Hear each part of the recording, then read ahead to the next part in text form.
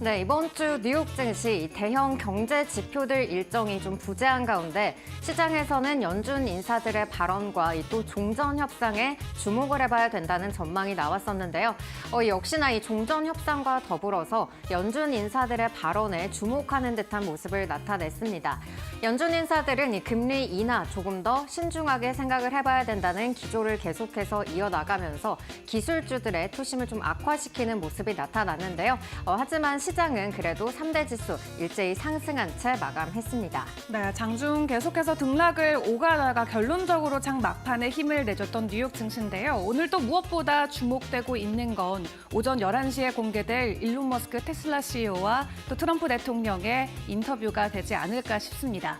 어떤 내용과 발언들이 나오냐에 따라서 시장 안에서의 충격이 또 더해질 수 있기 때문에 해당 인터뷰 내용도 함께 살펴보시길 바라겠고요. 일단 간밤 마무리됐던 뉴욕 증시 상황부터 체크를 해보도록 하겠습니다. 간밤 상황 확인해 볼까요? 네, 간밤 뉴욕 증시 3대 지수는 막판에 이렇게 3대 지수 일제히 상승 전환한 채 마감을 했습니다. 미국과 러시아가 이 첫 평화 협상에 나섰다는 그러한 소식이 장 시작 전에 이렇게 들려왔었는데요. 여기에서 이 종전 원칙과 추진 일정 등을 논의했다라는 소식들이 전해졌습니다. 이로 인해서 S&P 500 같은 경우에는 그래도 장 초반에 계속해서 상승세를 이어나가는 모습이었지만요. 이렇게 여러 연준 인사들의 발언이 더해지면서 전반적으로 기술주들의 투심은 조금 악화되는 듯한 모습을 나타냈습니다. 그리고 이날은 2월 엠파이어 스테이트 제조업 지수 역시도 발표가 됐는데요. 5.7을 플러스 5.7을 기록을 하면서 예상치를 큰 폭으로 상회를 했습니다. 이전 달에는 마이너스 12.9를 기록하면서 시장에는 큰 충격을 줬었는데요. 앞으로 이렇게 제조업이 계속해서 확장 국면에 들어가 있다는 점은 또 앞으로의 이 제조업 전반적인 지수를 또 끌어올릴 수 있을지 또 더불어서 시장에도 좋은 영향을 미칠 수 있을지도 계속해서 지켜봐야 될 것 같습니다. 그리고 연준 인사들은 계속해서 금리 인하 신중론에 이렇게 무게를 싣는 듯한 모습이 나타났는데요. 크리스토퍼 월러 연준 이사 같은 경우에는 기준금리 동결을 지지한다라는 입장을 밝혔습니다. 최근에 나왔던 CPI가 계절적 요인이 제대로 반영이 된 건지 의심스럽다는 그런 발언들을 함께 내놓기도 했고요. 또 연준의 보우먼 이사 역시도 이 추가 금리 인하를 위해서는 더 큰 확신이 필요하다라는 발언을 함께 꺼내놨습니다. 현재 고용이 계속해서 견조한 모습을 나타내고 있기 때문에 앞으로 금리 인하까지는 더욱더 데이터들을 신중하게 접근해봐야 된다는 그러한 발언들을 내놨습니다. 이로 인해서 국채 금리가 또 상승하는 모습을 나타냈고요. 전반적으로 좀 빅테크들은 부진한 모습을 나타냈습니다. 그렇다면 이날장의 분위기, 섹터별 흐름도 함께 살펴보도록 하겠습니다. 네, 특히나 이날 빅테크들은 대부분 하락세를 보였습니다. 그래도 엔비디아 같은 경우에는 계속해서 소폭의 상승세를 이어나가고 있는데요. 현재 시장에서는 이 딥시크 충격을 거의 다 완화하고 흡수했다라는 그러한 평가를 받고 있습니다. 그리고 대부분의 이렇게 빅테크 종목들이 하락하는 모습을 나타냈는데요. 특히나 메타 같은 경우에는 지난 20일간의 이 상승 랠리를 뒤로한 채 이날은 3%가 넘게 하락세로 전환한 점 특징적이라고 꼽아볼 수가 있겠고요. 그리고 다우 종목에서 다우의 많은 그 종목들이 편입이 되어 있는 에너지나 그리고 원자재 같은 종목들은 그래도 상승부를 켜내면서 이 다우 상승에 또 힘을 실어주기도 했습니다. 그럼 간밤에 나왔던 빅테크 소식들도 함께 만나보시죠. 네, 먼저 애플 같은 경우에는 이번 주에 이 신제품을 출시한다라는 계획을 발표를 했습니다. 하지만 시장에서는 이미 이 신제품이 아이폰 SE 모델이 될 것이다라는 그러한 예측들이 나온 상황이어서 그다지 큰 기대가 실어지지는 않은 듯한 모습이 나타나고요. 그리고 또 이어서 이 비전 프로에도 AI를 도입하겠다라는 소식이 함께 전해지기도 했습니다. 따라서 앞으로 이 AI를 어떻게 또 구축을 해서 이 모델에 적용을 적용을 할 것인지 이러한 부분들을 체크를 해보면 좋을 것 같고요. 이 신제품 같은 경우에는 또 애플의 모뎀 칩을 최초로 적용한 모델이 될 것이라고 하기 때문에 이후에 이 모델이 출시된 이후에 이 평가들도 함께 체크를 해보시면 좋을 것 같습니다. 그리고 안드로이드에서도 이 애플 TV를 출시한다라는 그러한 소식이 전해지면서 앞으로 이 스트리밍 서비스가 확장될 것이고 이로 인한 광고 수익은 증가할 것이다라는 그러한 평가들도 나왔으니까요. 이러한 부분도 계속해서 좀 살펴보시면 좋을 것 같습니다.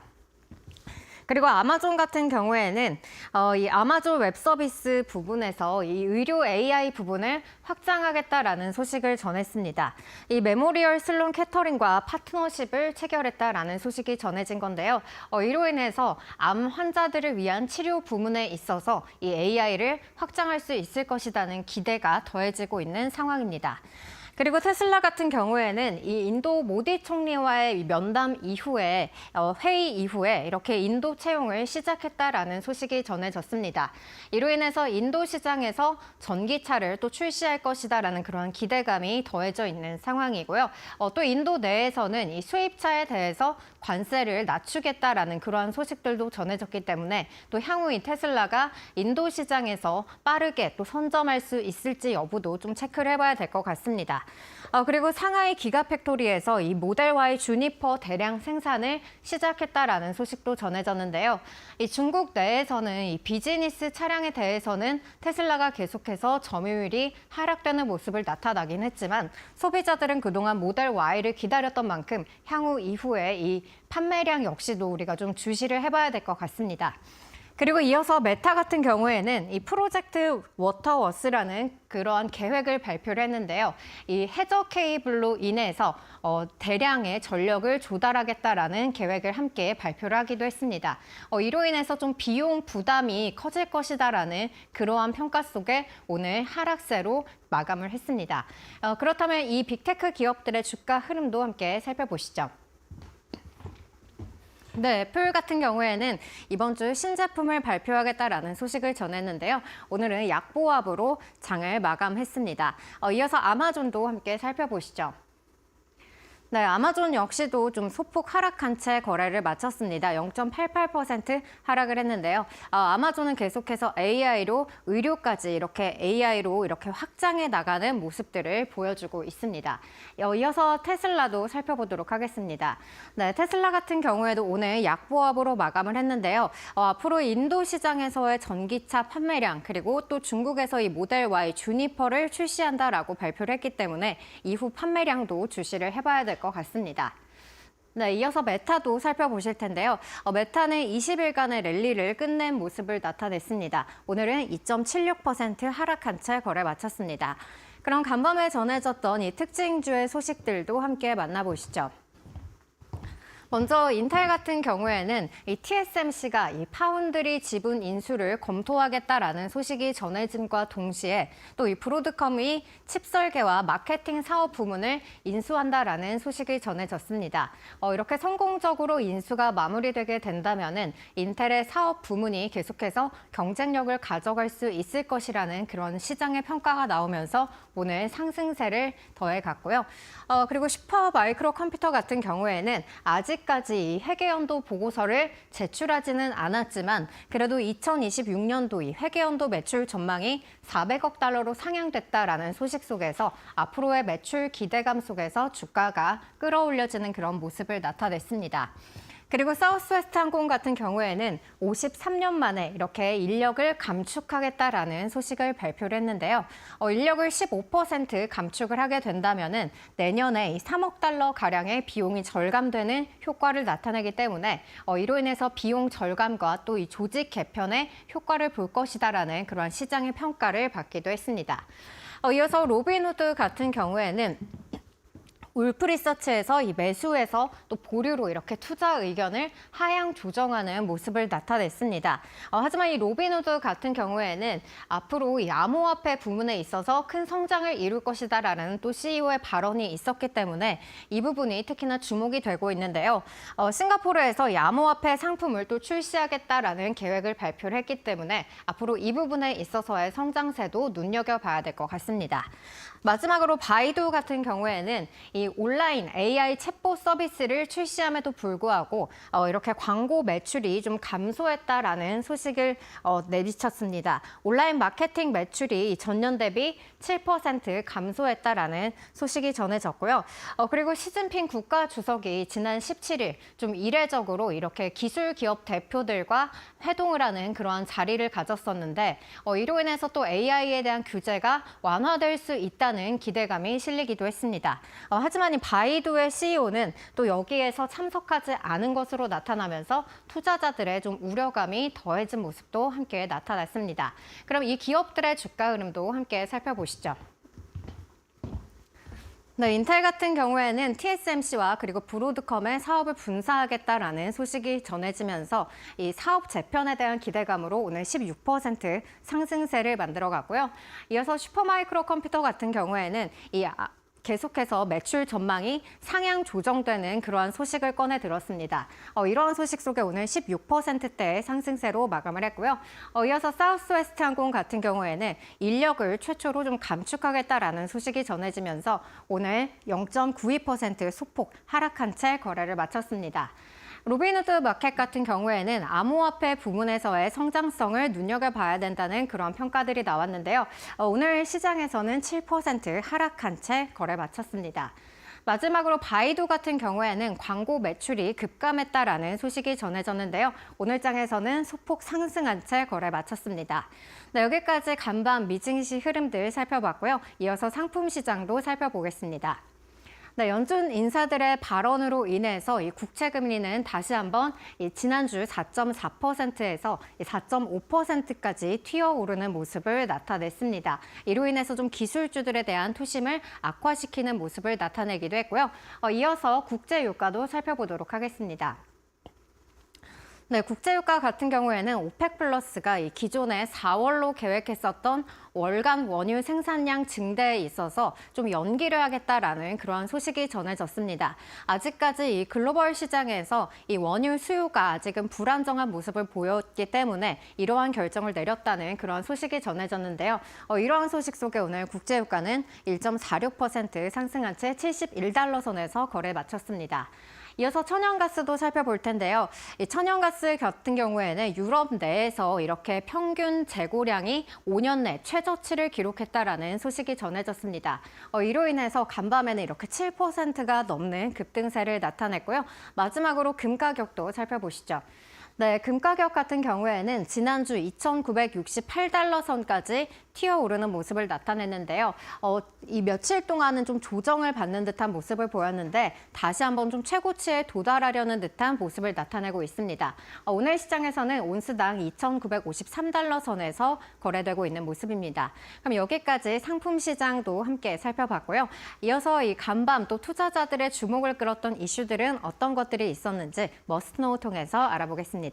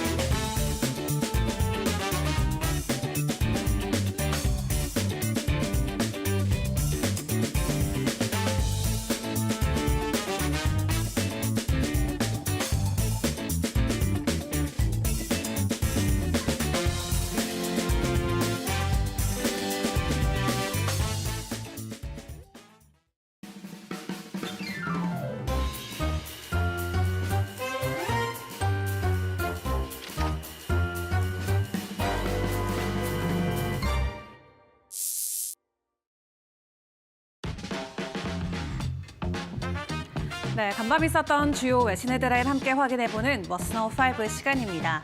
오늘 새벽 기준으로 가장 시장에 큰 주목을 받았던 건 바로 미국과 러시아의 만남이 되겠죠. 사우디아라비아에서 함께 만남을 가졌는데 다만 이 자리에 이 우크라이나 그리고 유럽이 빠지면서 해당 국가들은 강하게 반발의 목소리를 내기도 했습니다. 일단 해당 회담의 내용을 함께 확인을 해보시면 협상에는 미국 측에서 마코 루비오 국무장관과 또 백악관 국가안보보좌관이 참석을 했고요. 러시아 측에서는 세르게이 라르로프 외무장관과 크렘린군 외교 담당 보좌관이 참석을 했습니다. 양국은 외교 공관 운영 정상화와 경제 협력 재개, 에너지나 우주 탐사 등 다양한 분야에서 협력을 논의했는데요. 다만 미국이 러시아 제재를 완화하는 내용이 전해지자 유럽은 즉각 반발하면서 추가 제재를 예고하기도 했습니다.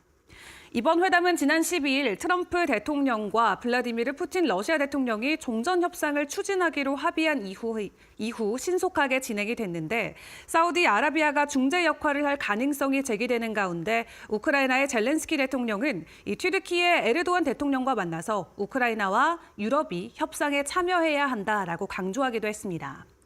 또 유럽은 이번 협상을 유럽 패싱으로 규정하면서 강하게 반발하고 있고요. 프랑스는 나토 동맹국과 함께 추가 협의를 진행할 예정이다라고 소식을 전해오기도 했습니다. 그런 가운데 젤렌스키 우크라이나 대통령이 예정돼 있었던 사우디아라비아 방문을 내달 10일로 돌연 연기한 것도 전해졌습니다. 이를 두고 사우디에서 이날 열린 회담에서 제외된 데 대한 반발과 불만은 미국 정부에 나타내는 차원이 아니겠냐 하는 해석도 나오고 있는데요. 일단 종전과 조금 더 가까워진 모습을 이번 회담을 통해서 확인을 해볼 수는 있었고요. 다만 주변국들의 심기는 더욱더 불편해지는 모습 또한 포착이 되기도 했습니다. 그런 가운데 간밤 뉴욕 증시만 놓고 봤을 때 분위기는 어땠을까요? 오늘 반도체 관련주들 안에서 일부 종목들이 급등하는 모습이 나왔습니다. AMD와 그리고 인텔, 마이크론 등이 그 주인공이 될 텐데 먼저 인텔의 소식부터 체크해 보도록 하겠습니다. 간밤 인텔의 주가가 급등한 채 마무리를 지었죠. 16%나 급등했는데요. 이는 대만 TSMC와 브로드컴이 인텔의 일부 사업 부문 인수를 검토하고 있다는 소식이 전해졌기 때문입니다.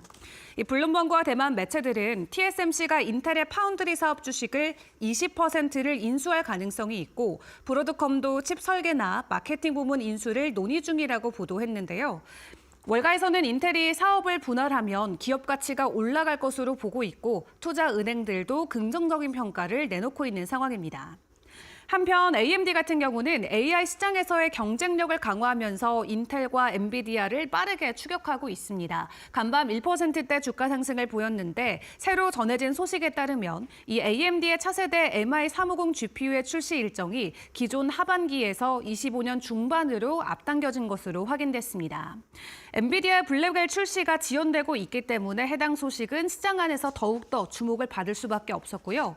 또 최근 AMD는 데스크톱이나 노트북 시장에서도 점유율이 상승하고 있죠. 또 델과 신규 계약을 확보하면서 성장세 또한 이어지고 있는 상황인데 시장 안에서 강한 수율을 보이면서 지속적인 성장이 기대된다라는 월가의 평가도 뒤따르고 있습니다. 그런 가운데 반도체 업종 안에서 또 가파른 상승을 보였던 건 마이크론도 함께 확인을 해볼 수가 있겠습니다. 간밤 7% 넘는 상승을 보였는데 마이크론 같은 경우는 AI에 최적화된 스토리지 제품을 간밤 선보였습니다. 이 시장의 관심을 끌기에는 충분했는데요. 새롭게 출시된 SSD 4600은 대형 언어 모델을 1초 이내에 로드할 수 있다라고 하고요. 기존 제품 대비해서도 AI 모델 로드 시간이 62%나 단축되는 것으로 확인됐습니다. 이렇게 간밤에도 반도체 관련해서 다양한 소식들이 전해졌는데 반도체 시장은 인텔의 M&A 논의, AMD의 AI 경쟁력 강화, 그리고 마이크론의 차세대 스토리지 제품 출시로 더욱더 치열한 경쟁 국면에 접어들고 있는데 AI와 데이터 수요에 대한 이 증가가, 니즈가 계속해서 올라가고 있는 가운데 반도체 업종 안에서의 훈풍이 계속해서 이어질지 시장 분위기 확인을 해보시죠.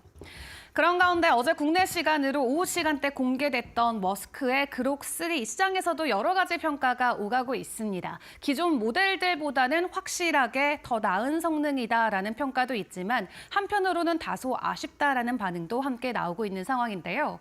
일단 공개됐던 그록3의 주요 내용을 확인을 해보면 다른 AI 모델들과 비교해서는 확실하게 더 나은 성과를 보이면서 강력한 추론 능력을 입증했습니다.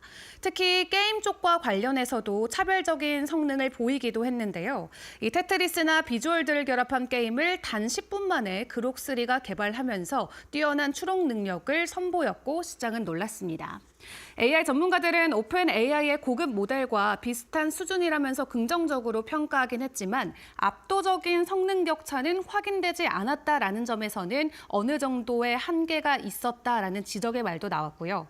또 머스크는 음성 모드가 아직 불안정하기 때문에 일주일 이내에 다시 출시할 것이다라고 설명을 했고 완전한 훈련이 완료되려면 수개월은 더 걸릴 것으로 보여집니다. 또 그록3 같은 경우는 X 프리미엄 플러스 회원만 이용 가능한데 구독료가 월 $50, 하나로는 6만 6천 원 정도로 인상돼 있기 때문에 접근성이 낮다라는 비판도 함께 제기되고 있는데요. 이 AI 시장의 경쟁이 더욱더 치열해지고 있는 가운데 머스크는 그록3 훈련이 끝나는 대로 이전 버전 모델을 오픈소스로 공개할 예정이다라고 밝혔고요. 또 스페이스 X에도 2년 안으로 적용할 것이라고 전했습니다. 이런 그록3가 견제됐던 걸까요? 간밤 샘 올트먼도 질사라 챗 GPT 4.5를 공개하면서 완성형 AI에 거의 다 왔다라는 글을 본인 SNS에 남기기도 했는데요. 일단 GPT와 관련해서 기업마다 저마다의 기술을 자랑하면서 새로운 모델들 출시를 앞다퉈 내놓고 있는 상황입니다. 시장 안에서의 경쟁력이 강화될수록 또 우리가 받아서 쓸 수 있는 서비스도 더욱더 고도화될 수 있다는 거 기억을 해보시면서 앞으로의 상황도 함께 지켜보시죠. 최근 테슬라의 주가가 많이 부진했었죠. 판매량이 그 안에서 굉장히 큰 화두로 떠오르기도 했는데요. 중국과 유럽 쪽에서 부진한 판매량, 이번에는 인도 진출 모색과 함께 해당 부분을 돌파해낼 수 있을지 시장이 관심을 보이고 있습니다. 일단 인도 안에서 새로운 매장을 오픈하는 것으로 로이터 통신이 보도를 했습니다. 지금 뉴델리와 뭄바이에서 매장을 임차하기로 했다라는 내용이 로이터를 통해서 전해졌는데 이 테슬라가 작년 말부터 인도에서 매장으로 쓸 공간을 몰색해왔다라는 소식은 이미 전해진 바가 있었고요. 최근에는 뉴델리와 뭄바이에서 임차할 건물을 선정했다라는 소식이 더해지면서 아직 개장 시기가 정해지진 않았지만 조만간 인도 안에서의 판매가 이어질 것으로 보여지고 있습니다. 이 소식통은 테슬라가 인도에서 전기차를 판매할 것이다라고 이야기하면서 테슬라가 이 매장들을 직접 운영할 예정이라고 전했는데 이 테슬라는 글로벌 구인 플랫폼인 링크드인을 통해서도 인도의 매장 관리와 고객 대면 업무 등을 담당할 인력을 모집하고 있는 것도 확인이 됐습니다. 과거 테슬라는 21년도에 먼저 인도 진출을 준비한 바가 있었죠. 다만 수입차에 대한 현재의 높은 관세에 막혀서 좌절된 바가 있었는데 지난해 4월에도 머스크 CEO가 직접 인도를 찾아서 모디 총리를 만나고 현지 전기차 공장 건설 계획을 발표하면서 시장에서 관심이 크게 나오기도 했습니다. 다만 머스크가 인도 방문을 며칠 앞두고 이를 전격 취소하면서 그 배경에 관심이 쏠리기도 했는데요. 그리고 한동안 잠잠하다가 지난 13일 모디 총리가 미국을 찾아서 트럼프 대통령과 만남을 가졌는데 거기에서 테슬라의 인도 진출에 다시 물꼬가 트인 것 아니냐라는 미국 언론의 보고도 있습니다.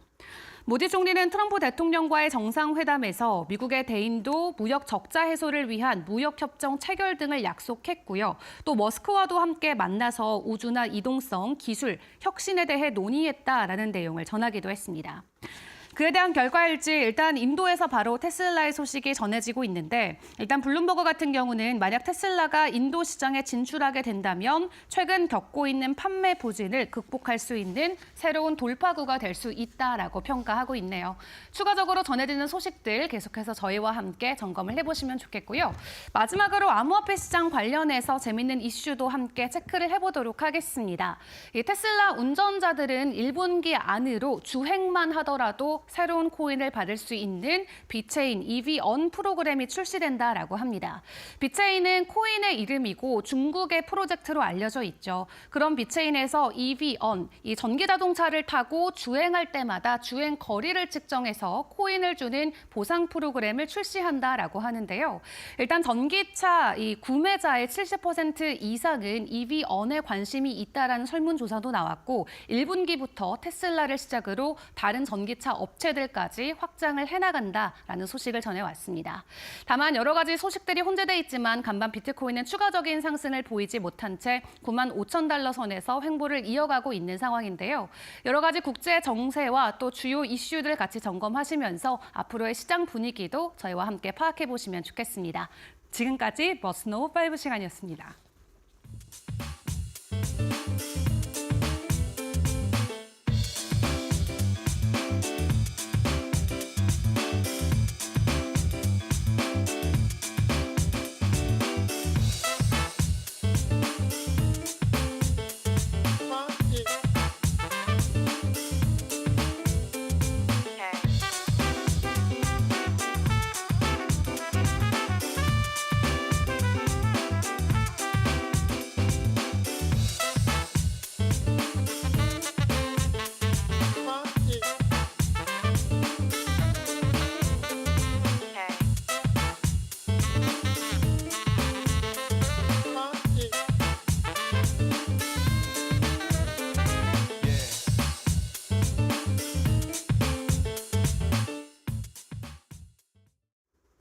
네, 일론 머스크 그동안에 이 오픈 AI에 대해서 이 챗 GPT를 좀 비영리적으로 사용한다라는 그런 발언들을 꺼내면서 또 이 오픈 AI를 인수하겠다라는 소식을 발표하기도 했었는데요.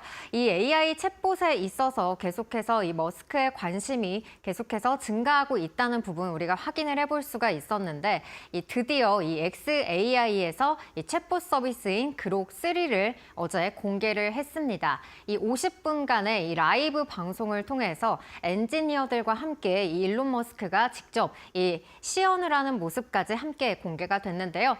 그렇다면 이 그록 3 도대체 어떠한 그런 특징을 가지고 있는지 좀 우리가 살펴보면 좋을 것 같습니다.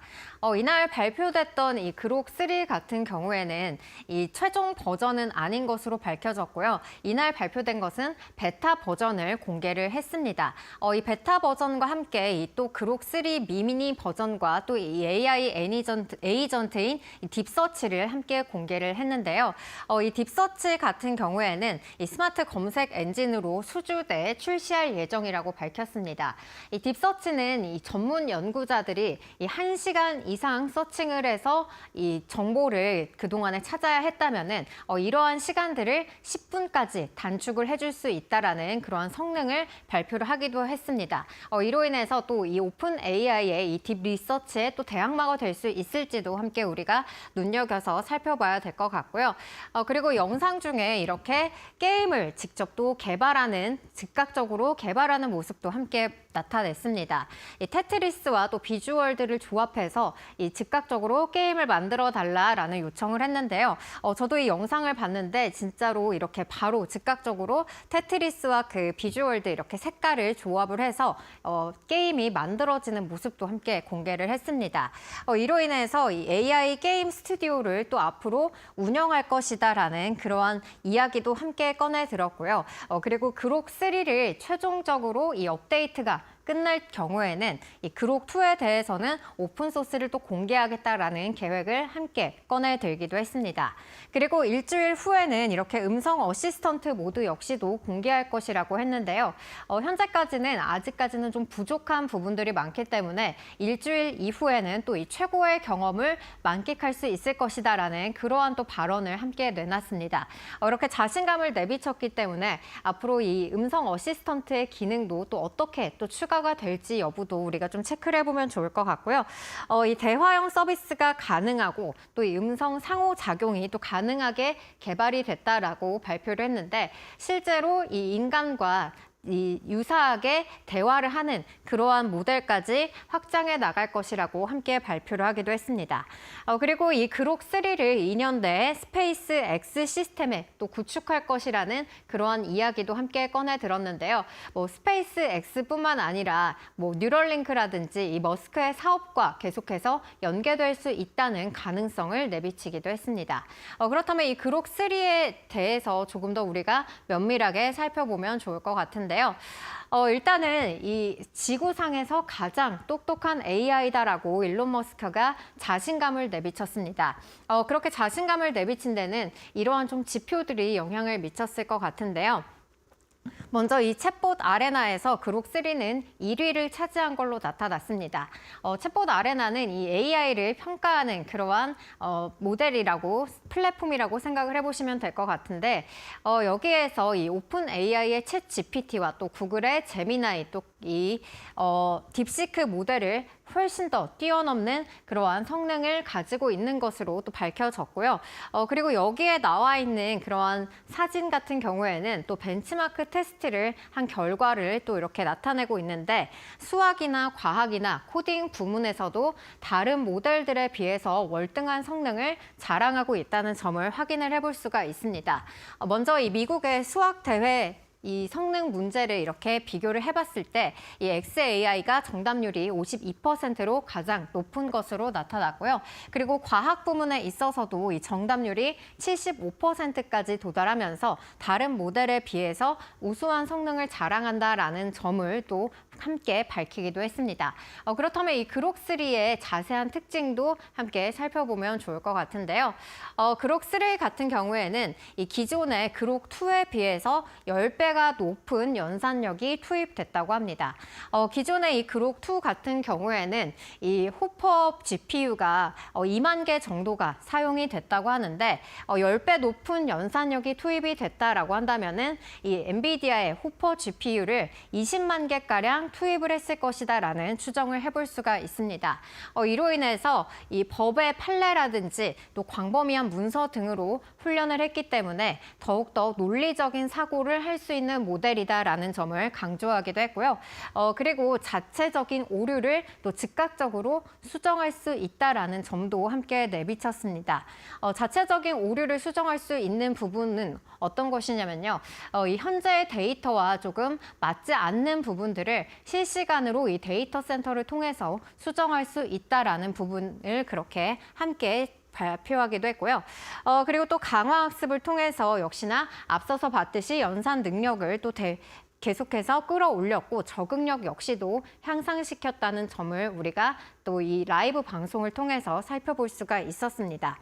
그리고 이 기존의 또 챗봇 서비스와 다른 부분이라고 한다면은 이 일론 머스크의 또 SNS 이 채널인 X를 통해서 학습을 했다라는 부분을 또 짚어볼 수가 있을 것 같은데요. 이로 인해서 이 사람들과 직접 대화하는 것처럼 이 유머와 또 풍자까지 가능한 것으로 알려져 있고요. 그로 인해서 조금 더 자연스러운 대화를 구축해 나갈 수 있다는 점도 강조했습니다. 그리고 SNS 채널을 모델로 또 학습을 함께 했기 때문에 대화 능력이나 또 최신 정보에 이렇게 신속한 반응을 할 수 있다는 부분도 강점으로 내세우기도 했습니다. 그렇다면 이렇게 높은 연산력과 기존 모델을 뛰어넘는 듯한 성능을 자랑을 했는데요. 이렇게 성능이 업데이트된 이유로는 이렇게 대규모의 데이터 센터를 구축했다라는 점을 살펴볼 수가 있을 것 같습니다. 이 대규모의 연산 자원으로 이 데이터셋을 더 짧은 시간에 높은 정확도로 처리할 수 있다라고 발표를 했는데요. 엔비디아의 이 호퍼 110만 개를 장착한 이 콜로서스 슈퍼컴퓨터에서 무려 2억 시간 가량 이렇게 학습을 한 걸로 나타났습니다. 향후에는 이 콜로서스 컴퓨터를 또 100만 개 가량 늘릴 것으로 발표를 해서 향후에 이 성능이 더욱더 향상될 수 있을 것이라는 기대감도 심어졌습니다. 졌고요. 그리고 이 GPU 규모 같은 경우에는 92일 만에 2배로 확장한 것으로 나타났습니다. 이 GPU 규모를 확장했다라고 한다는 것은 이 데이터 센터를 늘렸다는 것을 확인을 해볼 수가 있을 텐데요. 이렇게 성능을 향상하기 위해서는 물리적인 이 데이터 센터를 확장하는 것은 필수적이라고 볼 수가 있겠습니다. 대량의 GPU를 이렇게 투입을 해야 되기 때문에 당연히 데이터 센터의 확장은 이 필수 불가결한 요소가 될 것 같고요. 이렇게 GPU가 또 많이 들어가게 된다면은 또 발열 문제가 생기기 때문에 이에 들어가는 냉각 시스템 역시도 더욱더 많은 양을 구축해야 된다라는 것을 의미를 합니다. 그리고 또 이렇게 실시간으로 정보를 수정할 수도 있고 많은 양의 데이터를 처리하기 위해서는 이렇게 데이터 센터에서 실시간으로 정보를 주고받는 그러한 프로세스들이 원활하게 이렇게 작용이 돼야 되기 때문에 이 데이터 센터 능력 면에서는 기존에 있었던 모델보다는 훨씬 더 확장을 해서 이러한 모델을 개발시켰다라는 부분들도 우리가 확인을 해볼 수가 있었습니다. 이렇게 그록 3에 대해서 좀 성능이 많이 업그레이드가 됐고 지구에서 가장 똑똑한 AI라고 이렇게 일론 머스크가 평가를 하고 있는데요. 그렇다면 또 시장에서 나온 반응은 어땠을지도 함께 살펴보도록 하겠습니다. 네, 먼저 업계 관계자 같은 경우에는 X나 스페이스 X 같은 사업과 연결해서 이 머스크의 제국이 더욱더 공고해질 것이라고 밝혔습니다. 이 AI 챗봇을 다양한 사업에 또 이렇게 적용을 할 수가 있기 때문에 앞으로의 이 사업 연계성으로 인해서 또 향후 발전 가능성이 더욱더 커질 것이다라는 점을 시사하기도 했고요. 그리고 이 유레카 랩스 창립자 같은 경우에는 이 그록 3 같은 경우에는 이 오픈 AI의 프로 성능과 비슷하고 딥시크의 모델과도 앞선다라는 그런 평가를 내리기도 했습니다. 저희가 앞서서 그 게임을 개발하는 그런 동영상을 살펴봤는데요.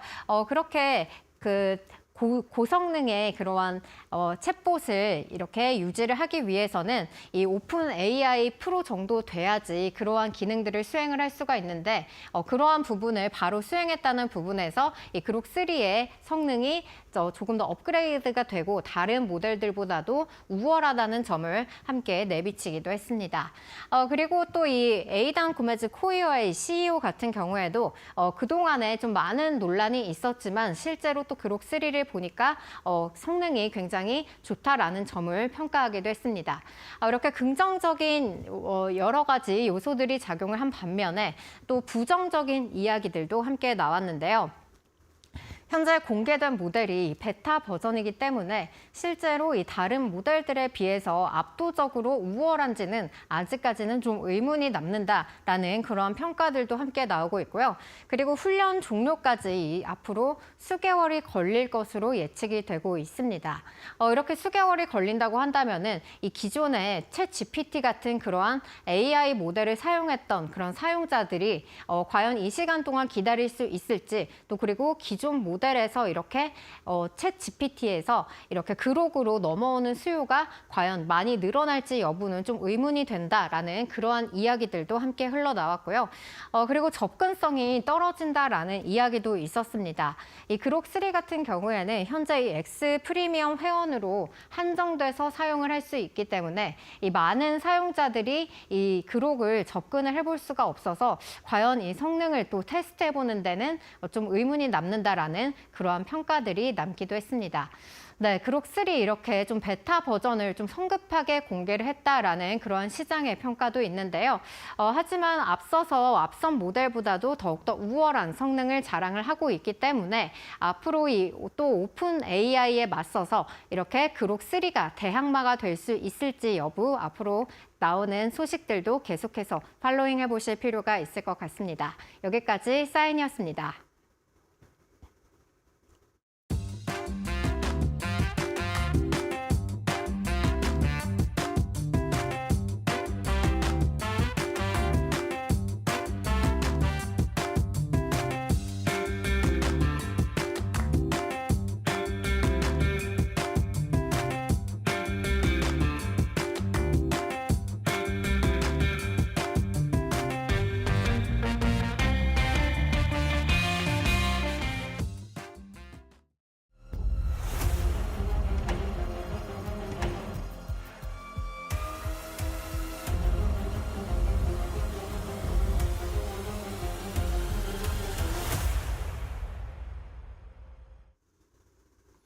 안녕하세요. 메디토크 신일섭입니다. 오늘의 주제는 일론 머스크 챗 GPT 비켜라 그록 3 나가신다. 뉴욕 엠파이어 스테이트 제조업 지수 서프라이즈 메드트로닉 실적 발표입니다.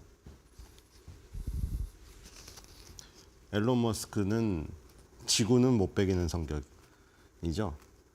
지금 자신의 위치가 지금도 불안한가 봐요. 그렇죠? 그때 결단의 테이블이라고 트럼프가 지금 항상 그 행정 설명하는 그 테이블 있죠. 뒤에 화롯불 켜져 있고.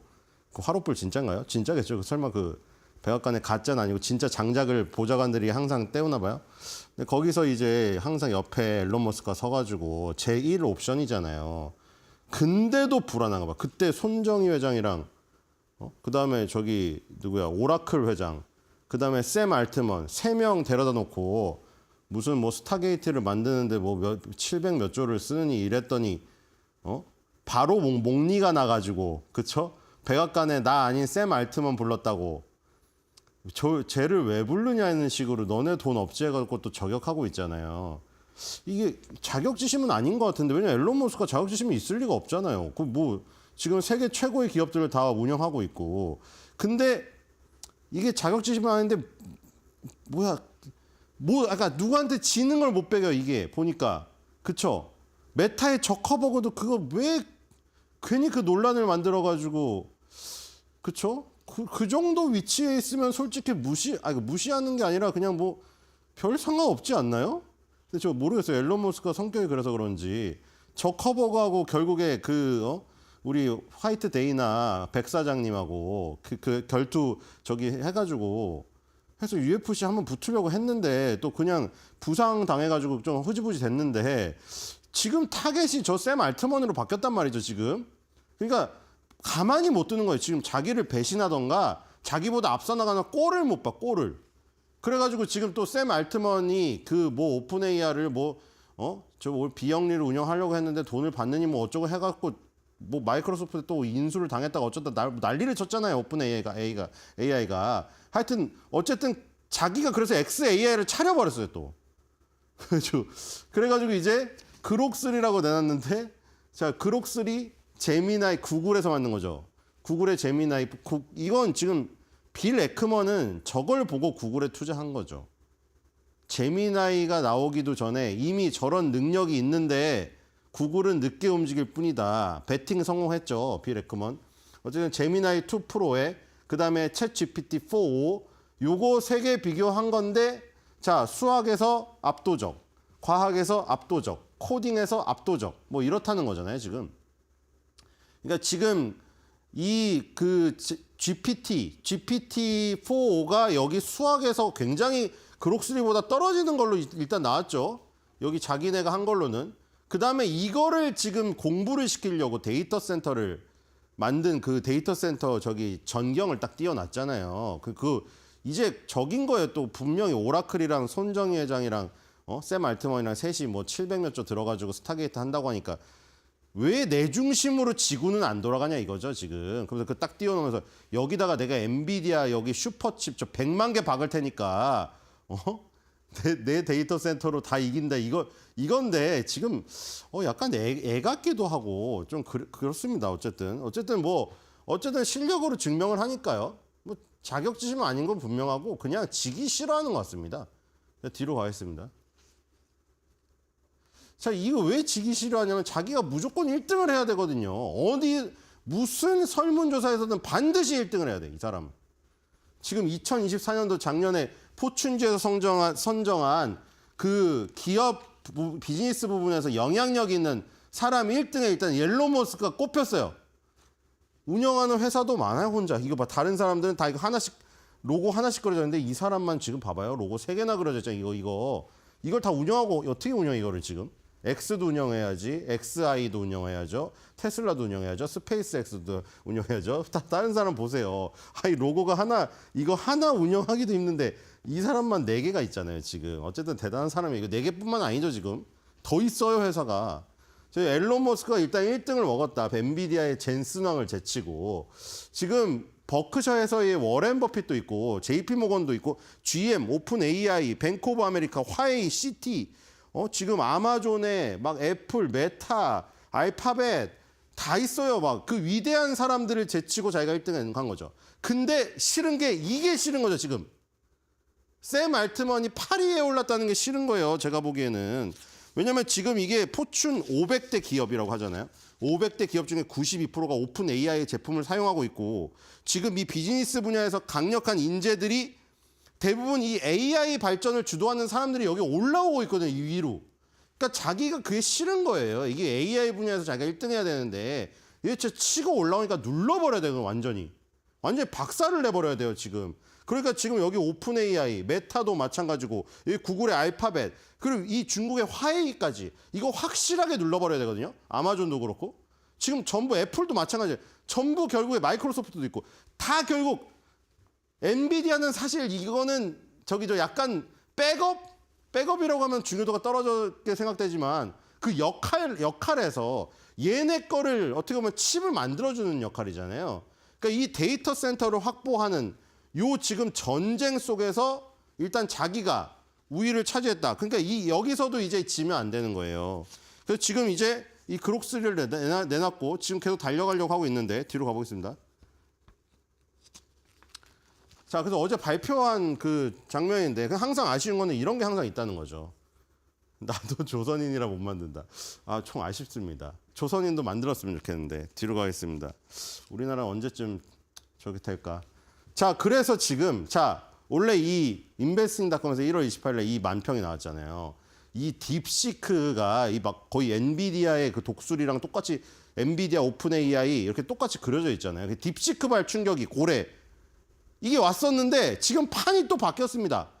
쏙 들어갔죠. 못 믿겠다 이거예요. 딥시크는 시진핑에 대해서 질문하면 대답을 안 해요. 그리고 여기 하면 정보 다 빠져나간다서 우리나라도 서비스 중지해죠 지금. 그리고 지금 다시 그록3 나오고 오픈 AI CEO 샘 알트먼도 저기 대단한 건 아니다. 이 얘기를 하니까 다시 엔비디아 충격이 딱 흡수가 되고 포커스가 다시 어떻게 됐어요? 앨런 머스크로 갔죠. 자, 뒤로 가겠습니다. 딥시크는 잠깐 있었다. 근데 지금 이제 이게 짜증나는 거죠. 앨런 머스크는. 챗 GPT가 너무 앞서 나간다.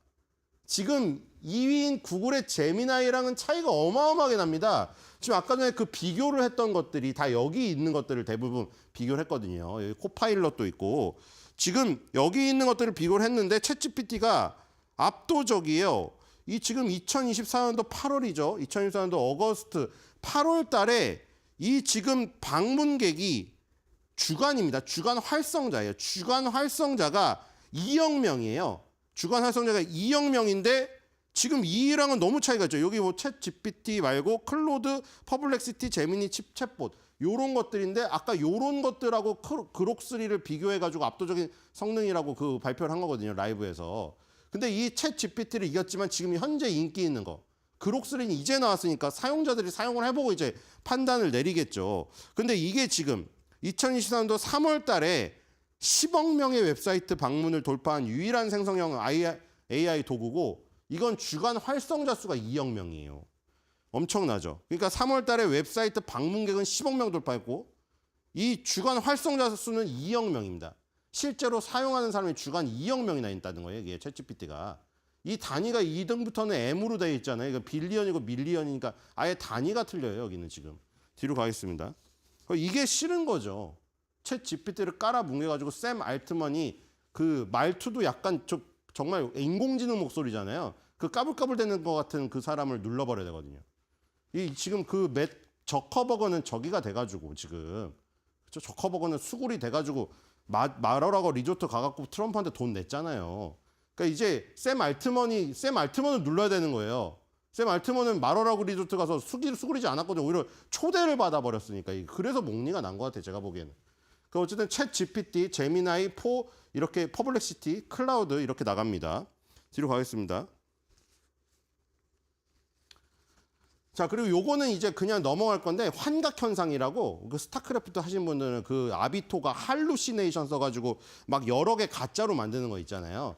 그것처럼 이제 그 생성형 AI가 대답을 할 때 환각 효과라고 쓰잘데없이 괜히 대답을 무조건 생성해서 엉뚱한 답변을 한 때가 있어요. 그게 적을수록 좋은 건데 거기서는 중국의 지프 AI라는 게 가장 퍼센티지가 적었어요.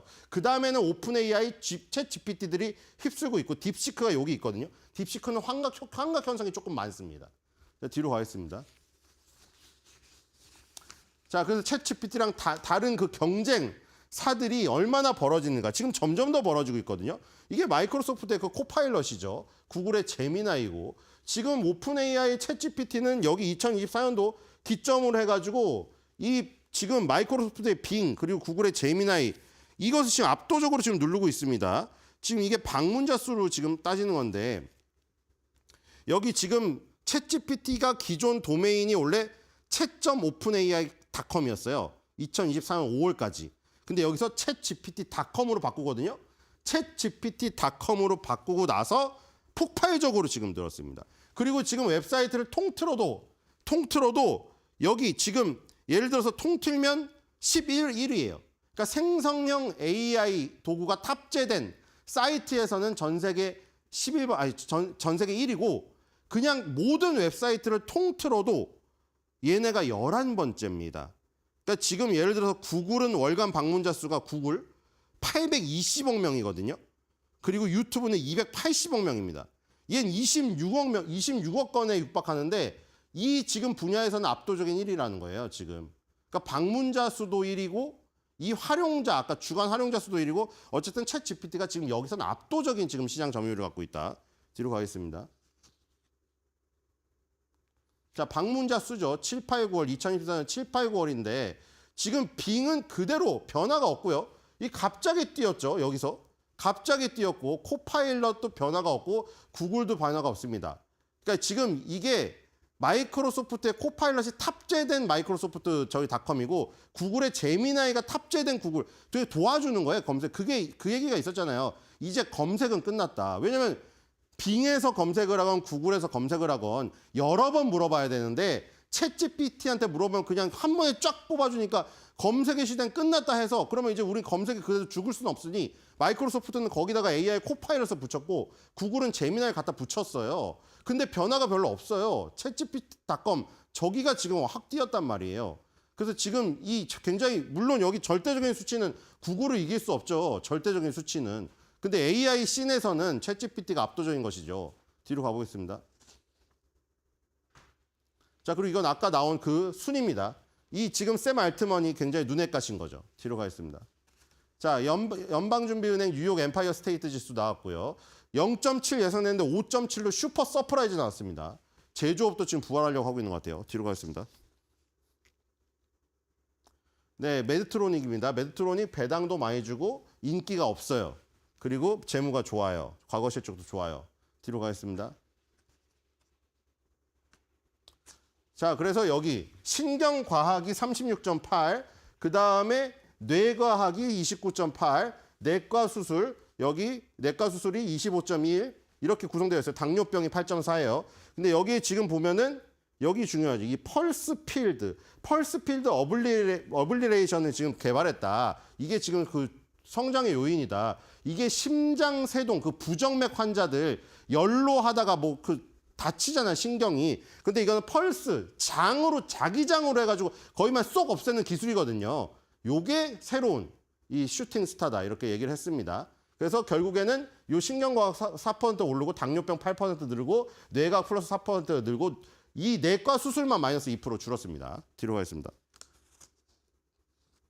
자, 그래서 지금 이 바이두 나왔고 이 메드트론이 나와서 메드트론이 봤는데요. 바이두 중국 기업에 실어가지고. 자, 장후에는 이런 기업들이 나옵니다. 이런 기업들이 쭉 나오고요.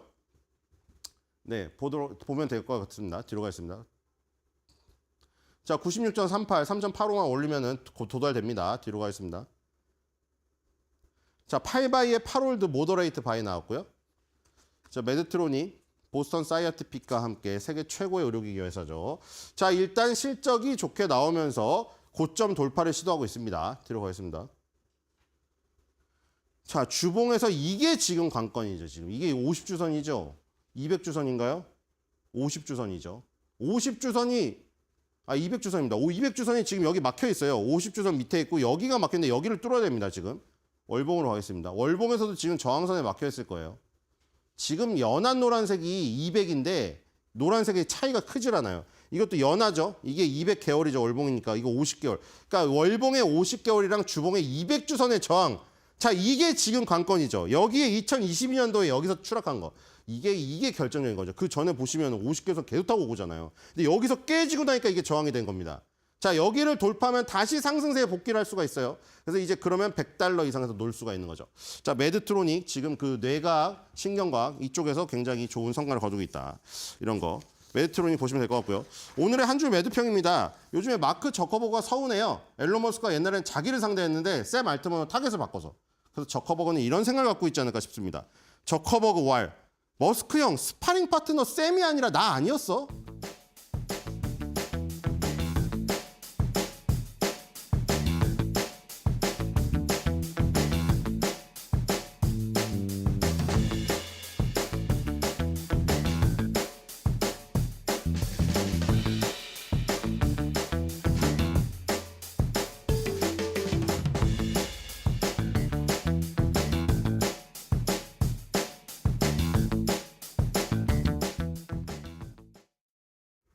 국장에도 봄이 오는 걸까요? 어제도 국내 증시의 반등 흐름이 시장에는 큰 힘이 됐습니다. 그 안에서는 지금까지 힘을 받아가던 업종들 위주로 상승하는 흐름이 이날장에도 나왔고요. 대표적으로 방산들의 랠리가 이어지면서 전력기기나 원전 관련주들도 강세에 동참하는 하루였습니다.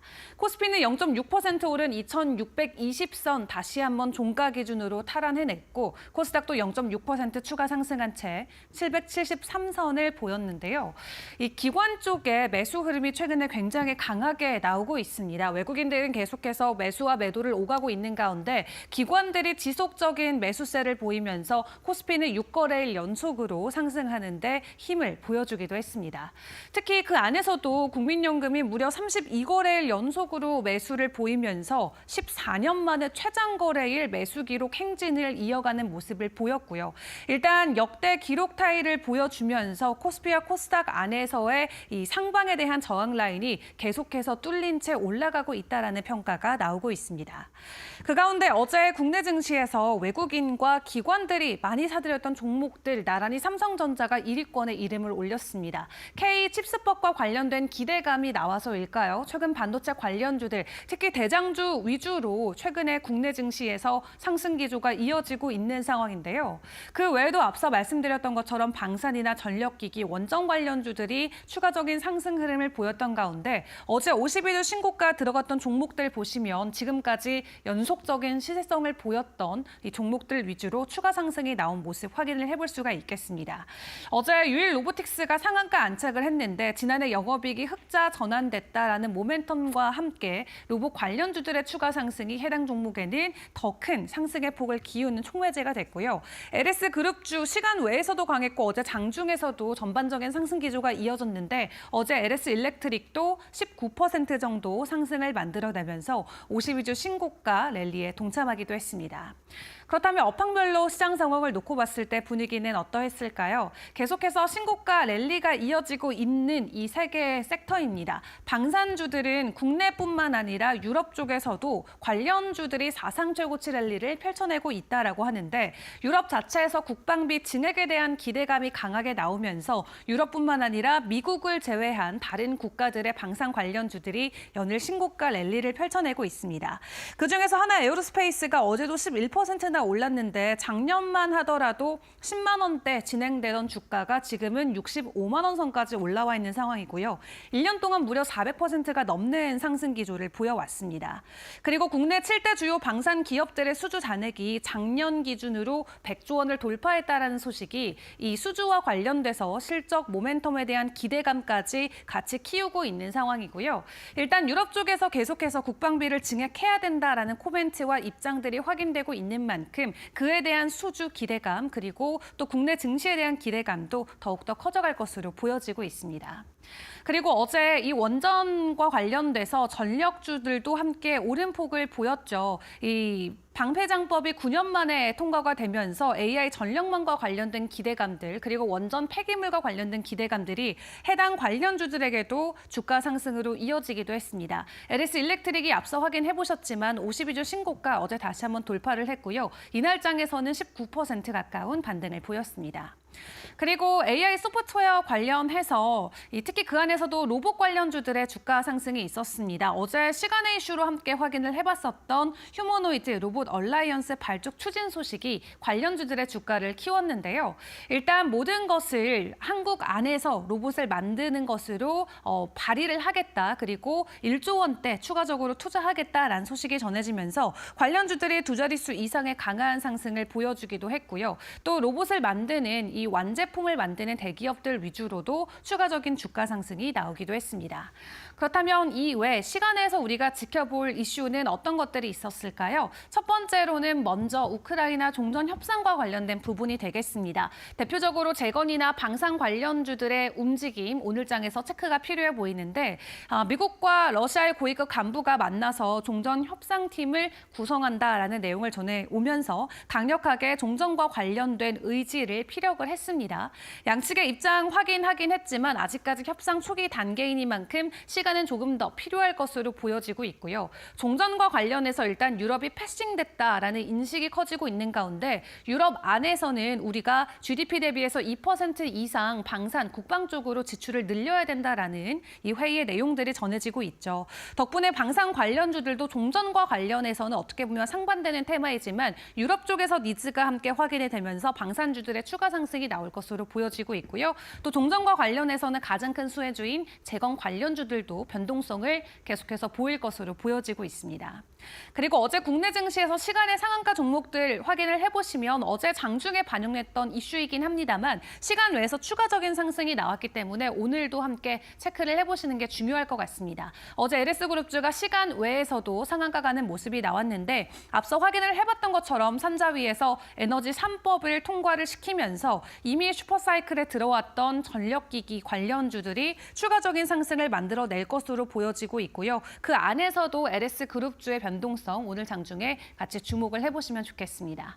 그리고 오늘 양자컴 다시 한번 움직여줄 수 있을까요? 리게팅 컴퓨팅의 이 CEO가 직접 양자컴퓨팅 상용화와 관련된 코멘트를 내놨습니다. 5년 안으로 양자컴퓨터 상용화에 들어갈 수 있다라는 내용의 인터뷰가 전해졌는데 일단 양자컴퓨터의 기술은 반도체와 유사하다라고 이야기하면서 반도체가 강력한 한국 기업에게는 상당한 기회가 될 것이다라고 한국에 대한 코멘트를 남겨놓기도 했고요. 이 양자컴퓨터 이슈가 불거질 때마다 항상 함께 거론됐던 가상화폐 해킹 이슈는 일단 이 CEO의 말에 의하면 당분간은 불가할 것이다라고 일단 일단락 짓기도 했습니다. 우리가 기다렸던 기간이 계속해서 좀 줄어들고 있는 코멘트들이 업계 CEO들 입을 통해서 전해지고 있는데 이러한 발언들이 나올 때마다 국내에서 관련주들의 주가가 널뛰기를 보였던 만큼 오늘 양자컴퓨터 관련주들의 변동성도 추가적으로 나올 수 있을지 같이 지켜보시죠. 마지막으로 주요 경제 일정들도 점검을 해보도록 할 텐데요. 일단 세미콘 코리아가 이제 19일부터 오늘부터 개최가 됩니다. 반도체 관련주들 최근에 K칩스법이나 또 미국 쪽에서 필라델피아 반도체 지수의 주가 상승으로 인해서 국내 증시에서도 반도체 관련주들의 상승이 있었는데요. 해당 컨퍼런스를 통해서 유리 기판이라던가 차세대 반도체와 관련된 신제품들 혹은 신기술들이 발표될 것으로 보여지면서 이와 관련된 기대감이 주가에 작용될 수 있을지도 같이 지켜보시고요. 그리고 오늘 목요일과 금요일에는 연준과 관련된 이 지표들, 이슈들 점검하시는 게 중요할 것 같습니다. 국내 시간으로는 금요일 오전이 될 것 같은데 FOMC 회의록 내용 함께 지켜보시고 또 미국의 옵션 만기일이 금요일에 예정돼 있는 만큼 미국 증시에서의 변동성이 나올 수 있다는 것은 주의를 해보시는 게 좋겠습니다. 최근에 분위기 굉장히 좋습니다. 6거래일 연속으로 국내 증시가 연속 상승 랠리를 보여주고 있는데 간밤 뉴욕 증시도 상승 마무리했던 만큼 국내 증시도 해당 훈풍을 이어갈 수 있을까요? 일단 개장 때까지 저희와 함께 점검해 보시길 바라겠습니다.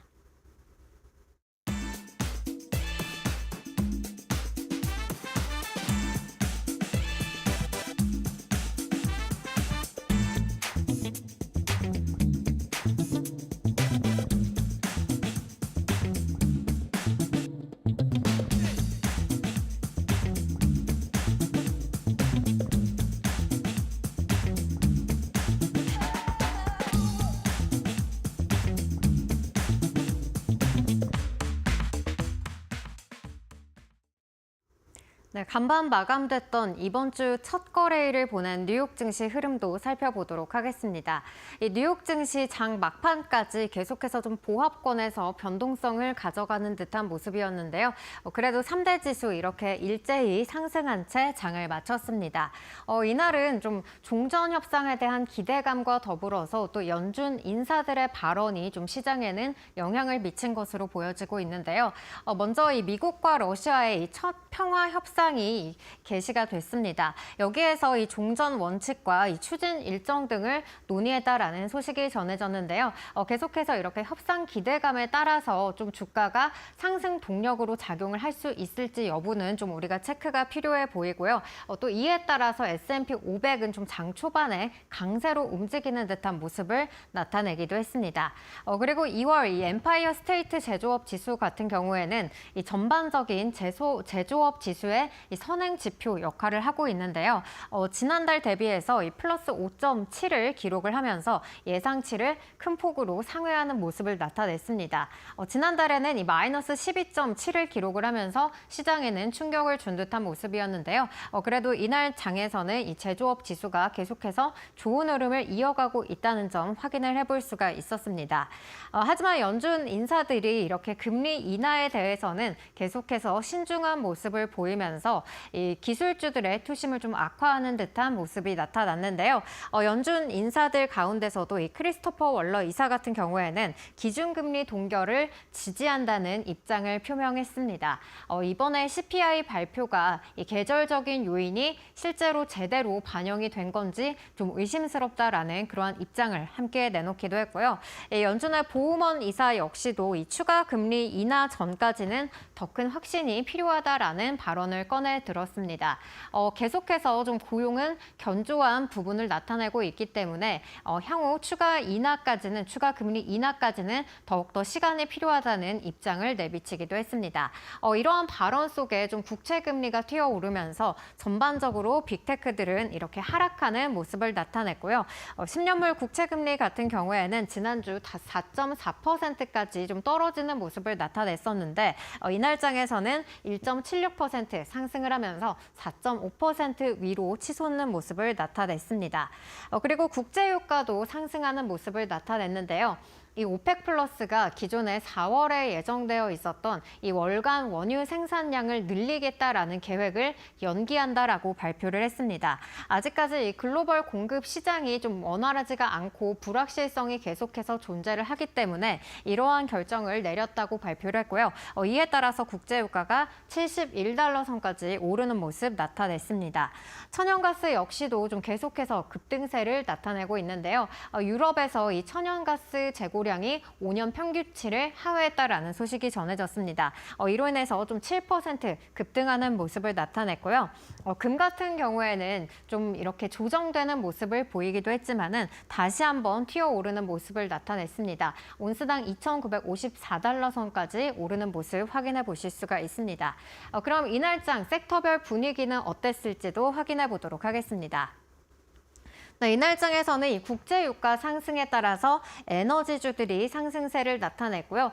그리고 제조업 지수가 이렇게 상승을 했다라는 것은 또 전반적으로 또 인프라를 구축하고 그러한 부분에 있어서 영향을 받았다라는 것으로 또 풀이가 될 수 있을 것 같습니다. 원자재나 이런 유틸리티 관련한 종목들이 상승하는 모습을 나타냈고요. 이렇게 빅테크는 전반적으로 하락하는 모습을 나타냈습니다. 이 가운데 마이크로소프트와 엔비디아만이 상승하는 모습을 나타냈는데요. 엔비디아는 이제는 딥시크 충격에서 완전히 벗어난 듯한 모습을 보였다라는 시장의 평가를 받고 있고요.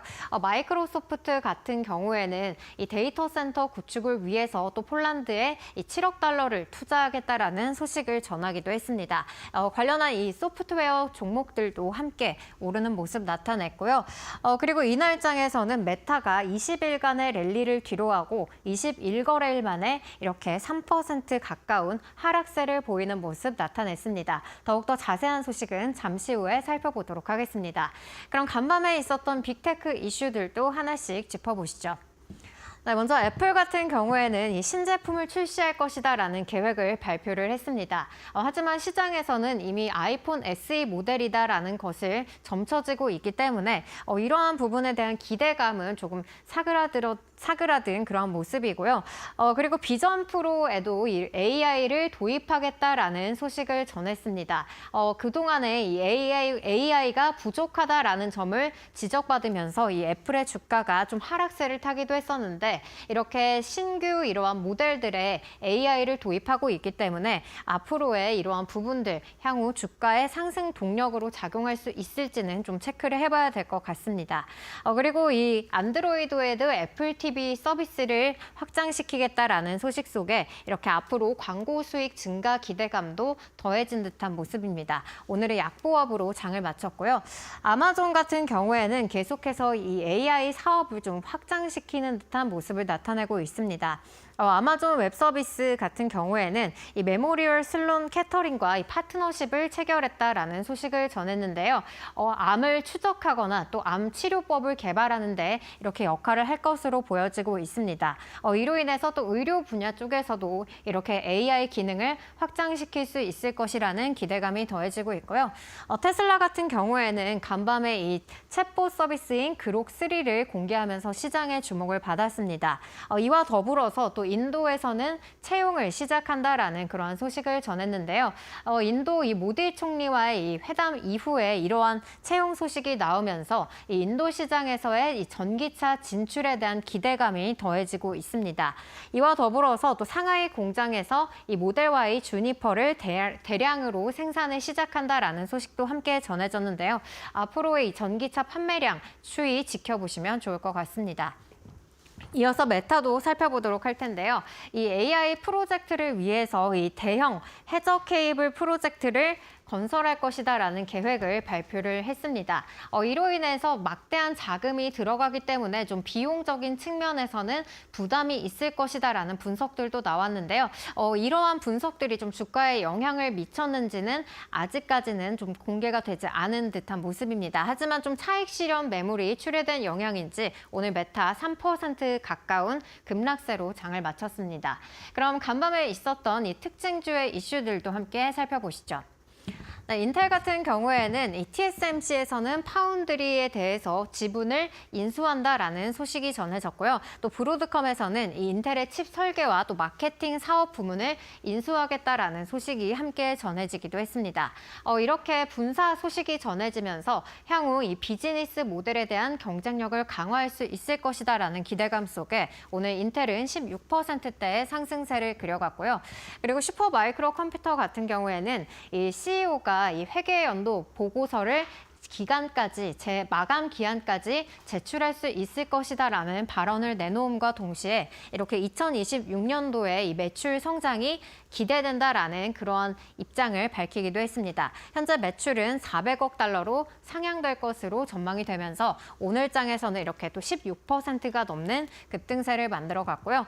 사우스웨스트항공 같은 경우에는 53년 만에 처음으로 인력을 감축한다라는 소식을 전했습니다. 인력을 15% 감축을 할 계획을 밝히면서 이 내년에는 3억 달러의 비용이 절감될 것이다라는 그러한 소식도 함께 전했습니다. 향후 이 사업 개편과 더불어서 이 인력을 감축함에 있어서 수익성 측면에서도 효과가 날 것이다라는 그런 분석들이 나오고 있는데요. 오늘장에서는 약보합으로 장을 마쳤습니다. 그리고 핀테크 기업인 로빈후드 같은 경우에는 이 투자 의견 하향 소식에 따라서 오늘 주가에 좀 영향을 준 모습인데요. 이 울프리서치에서 매수에서 보류로 투자 의견을 하향 조정했다는 소식이 전해졌고요. 그리고 로빈후드 올해는 이 암호화폐 사업에 집중할 것이다라는 CEO의 발언이 있었는데 싱가포르에서 암호화폐 상품을 출시할 계획이라고 밝혔습니다. 이 부분이 또 향후 이 수익이나 매출에 어떠한 영향을 미칠지 여부는 지켜봐야 될 것 같습니다. 오늘 7%가 넘는 하락세를 그려갔고요. 마지막으로 바이두 같은 경우에는 이 AI 챗봇 서비스인 어니의 수요 급증에도 불구하고 광고 매출이 감소했다라는 소식이 전해졌습니다. 이 온라인 마케팅 매출이 전년 대비 7% 감소했다라는 소식이 전해졌고요. 그리고 지난 17일에는 이 시진핑 국가 주석이 이 기술기업 대표들과 회의를 가진 것으로 알려져 있습니다. 굉장히 이례적인 일이어서 시장에서는 주목을 받았었는데요. 이로 인해서 또 AI 규제 완화 기대감이 실린 가운데 이 바이두의 CEO는 또 여기에 참석하지 않았다라는 그러한 소식들이 전해지면서 투자자들의 우려감이 더해지기도 했습니다.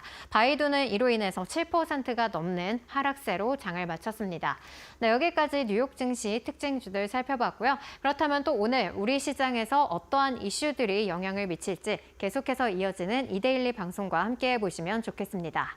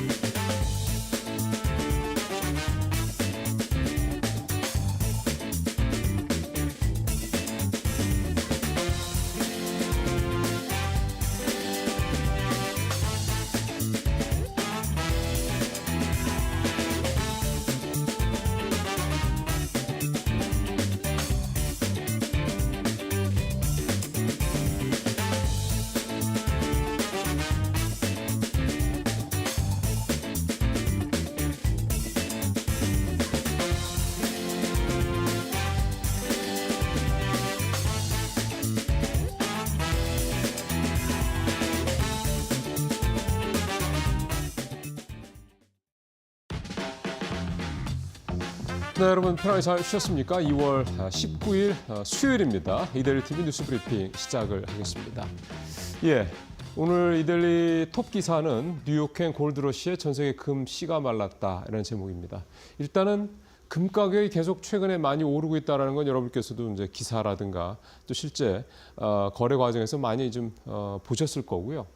근데 이제 이게 또 무슨 소리냐? 뉴욕행 골드러시. 그러니까 한마디로 좀 정리를 하면 금 수요가 급증을 하니까 뉴욕 상업거래소에서 이 금에 대한 수요가 계속 늘어나겠죠. 그러니까 금 가격도 올랐을 테고 그러다 보니까 이제 현물을 런던에 있는 런던 중앙은행이죠. 영란은행의 이 금 창구에서 이제 가져오는 게 계속 늘어나는데 그게 쉽게 생각하면은 뭐 내가 좀 뭐 보내달라, 내가 달라고 하면 이제 그게 바로 와야 되는데 한 2달까지 걸린다고 그럽니다. 그러니까 이것 때문에 이제 머스크 도치 이제 수장이죠.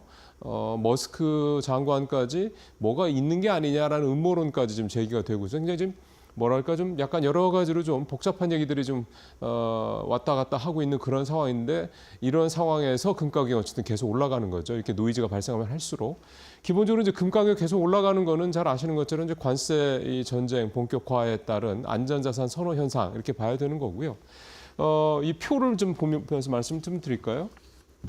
지금 미국으로 좀 금이 계속해서 좀 쏠림 현상이 좀 나타나면서 미국은 금 보유량이 578 이렇게 톤으로 좀 늘어나는 모습이고 반면에 영국에서는 마이너스 131톤 줄어드는 그런 상황이 좀 벌어지고 있습니다.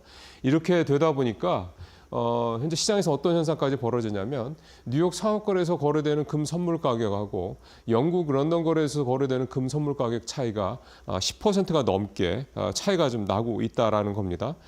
이렇게 되면 이게 어떻게 좀 $20, 온스당 $20 이상 차이가 난다라고 좀 기사가 좀 나오고 있습니다. 이게 이제 무슨 얘기냐면 우리 왜 이제 비트코인 같은 경우 국내에서 파는 비트코인 가격이 다른 데서 거래되는 비트코인 가격보다 좀 더 가격이 높죠. 그래서 김치 프리미엄이라는 말이 좀 붙는 건데 이제 우리는 다른 데보다 아직 좀 여러 가지 규제나 이런 부분들이 좀 많기 때문인데 이렇게 따지면은 마치 이제 미국 프리미엄 같은 현재 금 가격은 뭐 그런 상황까지 좀 벌어지고 있는 건데요.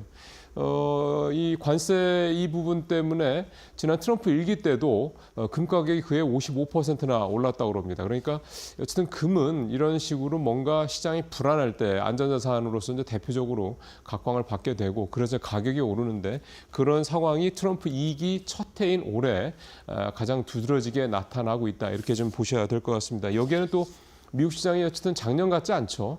그런 부분들도 좀 함께 작용하고 있다. 이렇게 좀 봐야 될 것 같습니다. 네, 시장 관련돼서 오늘 증권면 톱 기사는 올해 코스피 예상 영업이익이 넉 달 새 10%나 쪼그라들었다라는 내용입니다. 이건 뭐 표를 보시면서 바로 설명드리는 게 여러분들께서 이해하시는 데 좀 도움이 될 것 같은데요. 작년 10월 말에 코스피 주요 상장사들 영업이익 전망치가 나온 건데요. 그때 293조 한 7천억이 좀 넘죠. 이렇게 됐는데 이게 이제 2달 뒤인 12월 말 작년 말에는 282조로 약 11조 원 정도 이상 줄어듭니다. 한 6% 가까이 줄어든 거고요. 이게 이제 2월 중순 조금 넘어가는 지금 시점에서 다시 이제 시장의 컨센서스를 좀 종합을 해 보니까 265조 원대까지 떨어진 겁니다. 그러니까 작년 10월 말에 대비해서 한 10% 가까이 좀 떨어진 그런 상황인 건데 계속해서 이제 이 컨센서스니까 이건 전망이니까 실제로 이제 올해 1월에 이제 1분기, 2분기 이렇게 이제 기업들의 상장사들 영업이익이 나오겠습니다만 실적이 나오겠습니다만 현재 상황으로 봤을 때는 올해 우리 상장사들의 성적표가 썩 시원치 않을 것 같다 이렇게 전망이 좀 되고 있는 겁니다. 물론 이건 컨센서스이기 때문에 뒤에 이제 올 뭐 이를테면 1분기나 2분기에 들어가서 뭔가 상황이 되게 좋아지고 기업들 실적 예상이 또 좋아질 수 있지 않습니까? 당연히. 그렇게 된다면 또 컨센서스는 올라가는 거는 뭐 당연한 건데 일단 현재까지 2월 중순 좀 넘어가는 현재 시점에서 올해 연간 우리 상장사들의 코스피 상장사들에 대한 실적에 대한 기대감은 계속해서 좀 하향되고 있다. 이렇게 일단 보시면 되겠습니다. 이게 이제 중요한 이유는 역시 이제 지금도 보시면 아시겠지만 실적이 좋은 기업들, 뭐 대표적으로 이제 지난주에 하나 에어로스페이스 실적 나왔을 때 그 비싼 주식이 20%나 주가가 그날 급등하지 않았습니까? 그러니까 지금은 이 회사의 주가가 얼마 수준이냐, 밸류에이션이 어떠냐보다도 실적이 좋으면 그런 부분들 무시하고 그냥 주가가 확 올라가는, 그러니까 그렇게 이제 매수세가 집중되는 그런 현상이 발생을 하기 때문에 올해는 더욱더 이런 실적이 상당히 더 기업의 주가에 미치는 영향이 더 큰 해가 될 수 있다, 이렇게 좀 볼 수가 있겠습니다. 티웨이항공 얘기 좀 오늘 이데일리 신문 산업면에서 다루고 있는데요. 내용은 사실 어제 나왔던 내용과 사실 별 차이는 없습니다. 경영권 분쟁 다시 협상기로 탔다라는 내용이고요. 말씀드린 대로 이대주주인 대명 소노그룹이 티웨이 항공에 대한 주주명부 열람 등의 가처분 신청을 이제 취하하면서 이런 어떤 상황들이 좀 벌어지고 있다, 이렇게 되고요. 어제 이런 내용들이 전해지면서 티웨이 항공 어제 마이너스 20%, 티웨이 홀딩스 마이너스 23%, 그다음에 일대 주주죠, 예림당 같은 경우도 마이너스 3%가 넘게 주가가 이렇게 하락을 하기도 했습니다. 그러니까 결국은 경영권 분쟁에 대한 기대감이 확 사그라드니까 이제 갖고 있던 분들이 이제 주식을 대거 내다 파는 상황이 이제 벌어졌다. 그 전날에는 이제 또 시간의 거래에서 또 하한가를 기록하기도 했었죠. 지금 이제 지분 구조 상황을 보면요, 티웨이 홀딩스와 예림당을 합쳐서 이제 티웨이 홀딩스의 대주주는 예림당이니까. 결국 이제 예림당을 중심으로 한 이 최대 주주, 일대 주주가 약 30% 정도. 그다음에 밑에 보면 이제 2대 주주인 대명 소노 그룹이 합쳐서 약 26.7%, 대략 합쳐 보면 3% 조금 넘는 정도의 수준이니까. 그리고 이제 티웨이 항공 같은 경우 주가가 뭐 한 3,000원 정도대 정도밖에 안 되기 때문에 이게 이제 작년에 한참 시끄러웠던 이 고려아연과는 이제 사실은 금액으로는 비교는 안 되고요.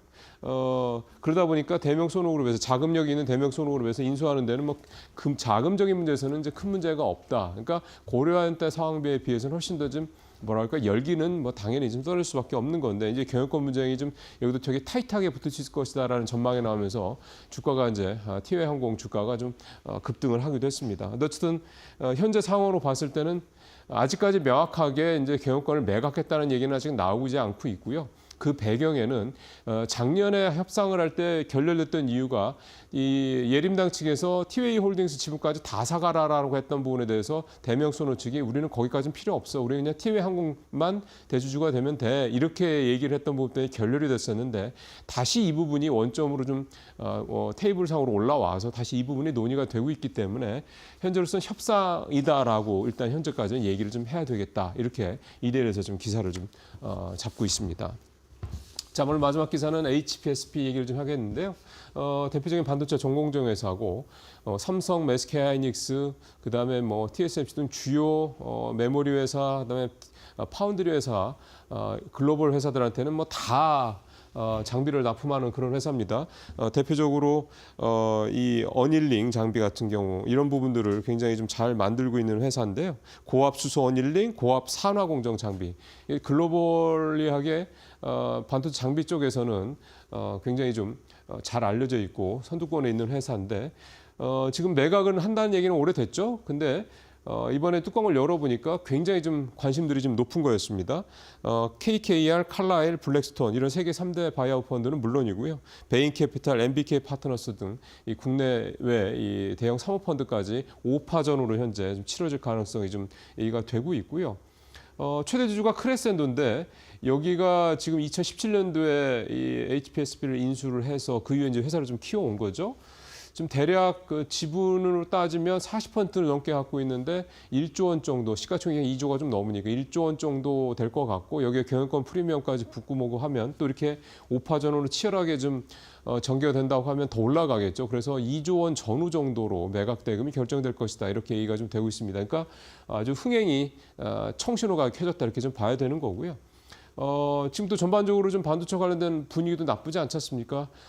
스타게이트 프로젝트, 여기에 이제 딥시크 사태 이후에 이제 이를테면 아주 비싼 이런 어떤 첨단 반도체에서 그보다 조금 낮은 이 반도체들에 대한 수요가 계속 늘고 있다라는 것, 또 중국의 이 내수 부양책 때문에 이 레거시 반도체들의 수요가 늘고 있다라는 것 등등등, 이런 여러 가지 좀 분위기가 좀 좋기 때문에 더욱더 좀 흥행몰이에 성공을 좀 하는 것 같습니다. 결론은 오늘 상반기 안에 날 것 같고요. 그러니까 올 상반기까지는 HPS 미국 상장이 된 회사이기 때문에 계속해서 이 매각 관련된 이슈가 시장에서 계속 나올 수가 있기 때문에 어떤 실적이나 이런 외적인 부분에도 외적인 외에 이 HSPS는 이 매각 관련 이런 모멘텀까지 좀 같이 있을 수 있다. 이렇게 좀 감안하시면서 보시면 되겠습니다. 오늘 뉴스 브리핑 마치겠습니다.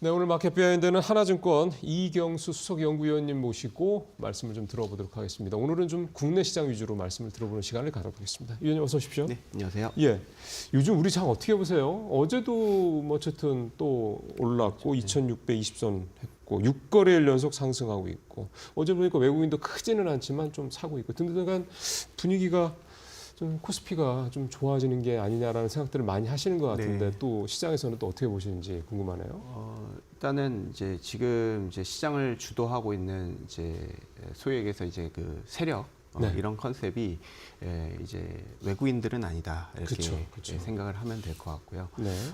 올해만 이제 연기금이 2.8조 원을 샀습니다. 사실 이거에 대한 근원은 네. 작년에 이제 한국 증시가 언더퍼폼을 많이 했죠.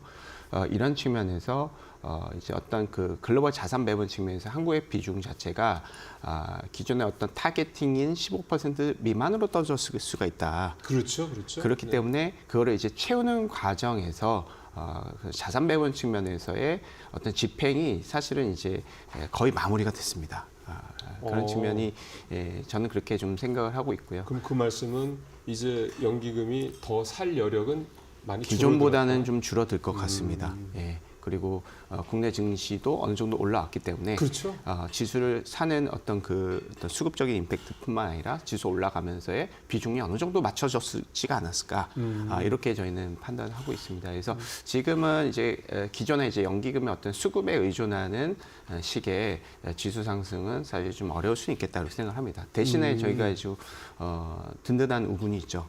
최근에 방산이라든지 뭐 기계 로봇이라든지 뭐 조선이라든지 이런 쪽에 대한 어떤 실적이 상향 조정이 되면서 물론 그들의 어떤 시가총액 비중 자체는 그렇죠. 한국 안에서 한 10% 정도 되겠죠. 네, 그래서 크지는 그렇게 않죠. 크지는 않지만 그래도 그들 업종군들이 어떤 밸류에이션의 어떤 리레이팅 그리고 실적도 추정이 시가 상향 조정하고 어떤 이제 밸류에이션 타겟도 이제 올라간다는 그런 측면이 사실 국내 증시를 좀 방어하는 어떤 또 다른 어떤 버팀목이 될 수가 있겠다 이렇게 생각을 하고 있습니다. 그래서 일단은 지금 이제 지수가 상승하고 있다라는 측면을 저희는 이제 약간 중립적으로 이제 바라보고 있고요.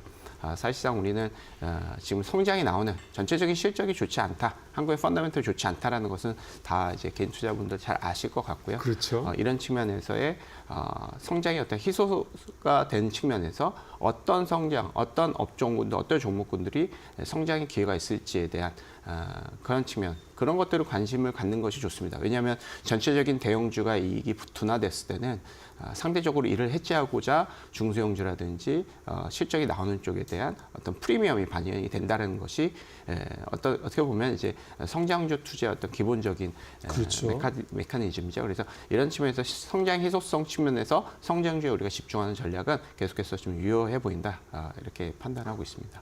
지금 아마 우리 시청자분들께서도 좀 위원님 말씀하신 대로 성장이 유망한, 성장이 그래도 어느 정도 검증된, 또 성장이 나름 눈에 보이는 이런 업종으로는 좀 전에 말씀하신 조선이나 방산, 대략 이 정도는 뭐 다들 납득을 하실 것 같아요. 그러면 이렇게 되면 이게 굉장히 성장에 대한 어떤 그런 전망이 되게 좋은 업종들이 사실 지금 경제 성장률 자체가 다운돼 있는 상황에서 제한될 수밖에 없는 거잖아요. 그럼 좀 말씀하셨던 또 제가 저나 우리 일반 시청자분들께서 이해하실 만한 뭐 조선, 방산 요 정도 외에도 혹시 위원님께서 보시기에 또는 요즘 우리 시장에서 좀 눈여겨보고 있는 그런 좀 성장 유망한 업종들이 좀 있습니까? 지금 일단은 이제 로봇 기계 섹터도 사실 지금 이제 실적이 상향 조정이 되고 있고요. 아, 로봇하고 예, 기계 쪽. 그렇습니다. 그리고 이제 딥시크 이후에 전체적인 이제 글로벌적인 어떤 하드웨어 쪽에 대한 어떤 우려는 있겠지만 소프트웨어 쪽에 대한 관심이 높아지고 있잖아요. 맞아요. 예. 그러면서 한국의 네이버 카카오도 일단은 올해 실적 추정치는 올라가고 있습니다. 뭐 단기적으로 1분기 실적, 뭐 2분기 실적 이것이 아니라 기본적으로 올해에 대한 어떤 기대감을 뭔가 나올 것이다라는 네. 기대감이 반영이 되고 있거든요. 네. 그 정도의 섹터가 지금 실적이 상향 조정이 되는 유일한 섹터다. 이렇게 보시면 될 것 그러면은 같습니다.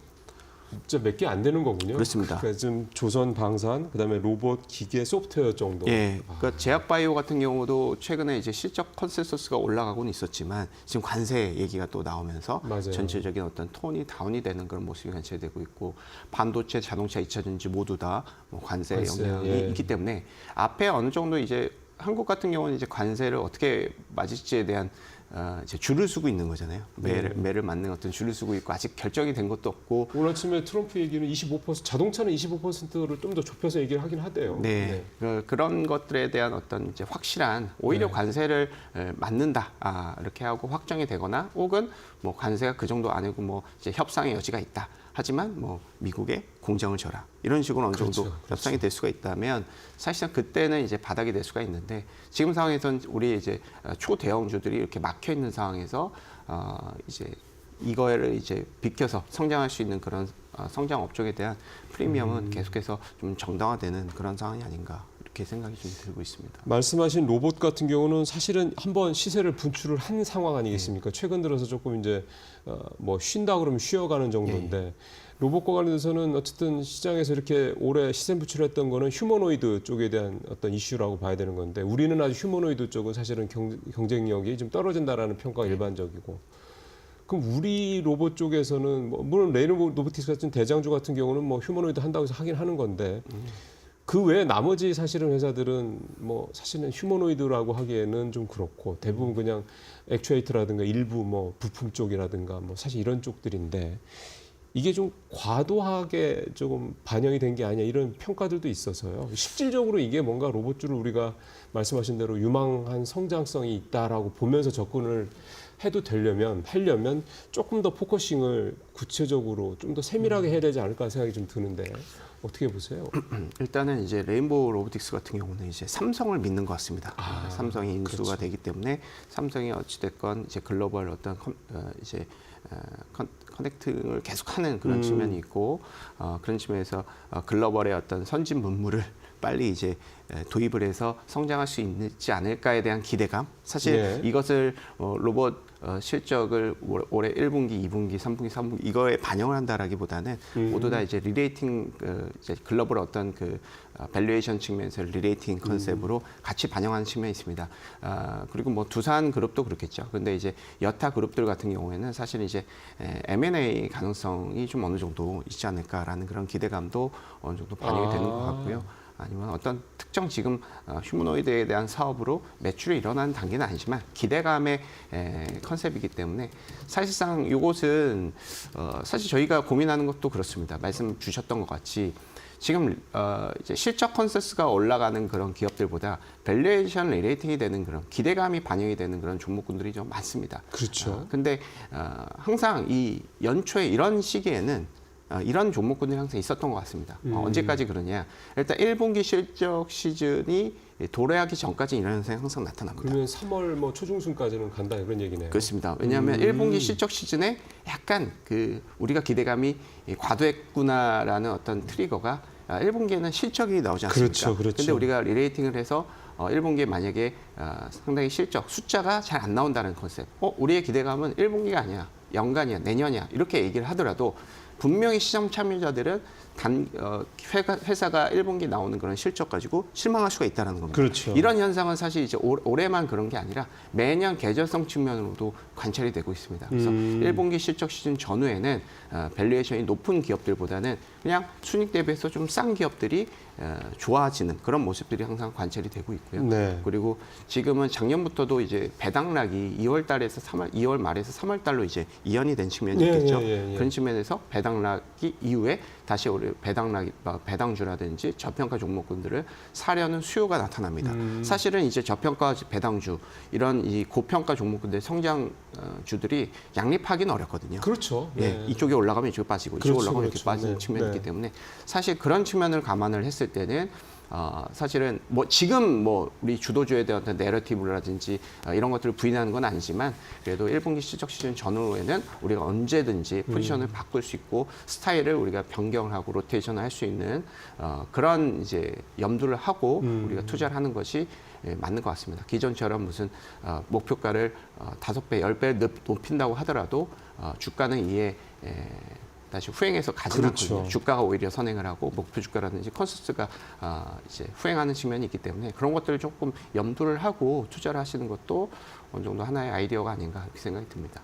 그렇게 되면은 나중에 이제 제가 좀 질문을 좀 나중에 드리려고 그랬으면 좀 땡겨서 질문을 드리는 게 나을 것 같은데 그렇게 되면은 대형주, 뭐 중소형주 이런 식으로 지금 사실은 코스피 코스닥이 지수를 보더라도 코스닥이 좋았다가 물론 올 들어서 전체적으로는 코스닥이 높은 건 맞는데 한 주는 뭐 코스닥이 좀 한 주는 코스피가 더 좀 뭐 이런 식의 자꾸 이제 이게 반복이 되더라고요. 이게 왔다 갔다 하는 식이. 그래서 그럼 이런 상황에서는 이렇게 업종은 5개 정도로 좀 위원님께서 어느 정도 좁혀 주셨고 그러면 대형주 중심으로 가는 게 적절할지 아니면은 종목 장세라는 말로 하면 또 우리는 또 되게 좀 중소형주 위주로 생각을 하는 건데 아니면 지금의 종목 장세 올해 얘기가 되는 종목 장세라는 거는 그런 거랑 관계없이 그냥 그런 모멘텀 있는 데들을 가야 되는 건지 뭐 그런 부분들 조금 말씀을 좀 좁혀주시면 좋겠습니다. 일단은 국내 기업 이익 추정치가 지금 상당히 강력하게 하향 조정이 되고 예, 있습니다. 계속 내려가고 예, 이런 상황에서는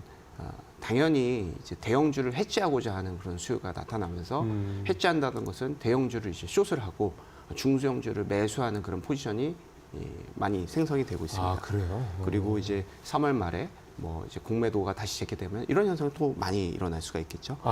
예. 그래서 지금은 대체적으로는 지금 일반적으로는 중소형주가 대형주보다는 아웃퍼폼을 할 수 있다라고 일단은 전망하는 게 맞는 것 같습니다. 다만 네. 한국 증시가 만약에 이제 상승을 하다가 떨어진다라는 그 가정을 했을 때는 사실 대형주가 조금 더 나을 수가 있다는 것이죠. 아무래도 왜냐하면 하방 뭐 경직성이라는 맞습니다. 거좀 떨어진다는 예, 예. 얘기죠. 아무래도 네. 중소형주라든지 코스닥은 이 베타가 크기 때문에 지수의 방향성이 잡히면 그거를 뭐 1.5배, 2배로 반영이 되는 측면이 있기 때문에 실질적으로는 어느 정도 횡보나 조금 우상향하는 상황에서는 중소형주가 상당히 좋은 환경은 맞다.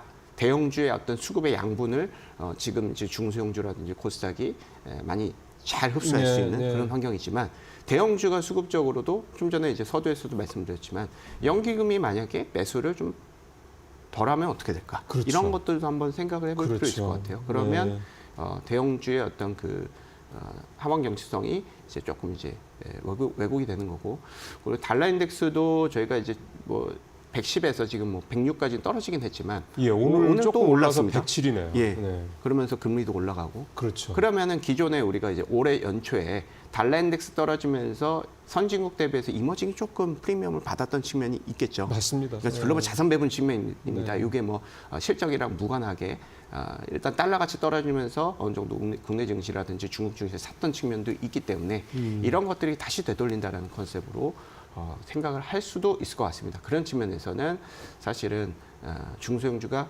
올바로 좋다 이렇게 얘기하기보다는 오히려 대형주를 해치를 하면서 중소형주를 이제 가지고 가는 그리고 네. 중소형주를 뭐 중소형주 코스닥 지수를 산다라기보다는 네. 거기에서 실적이 나오고 지금 ROE가 좀 나오고 네.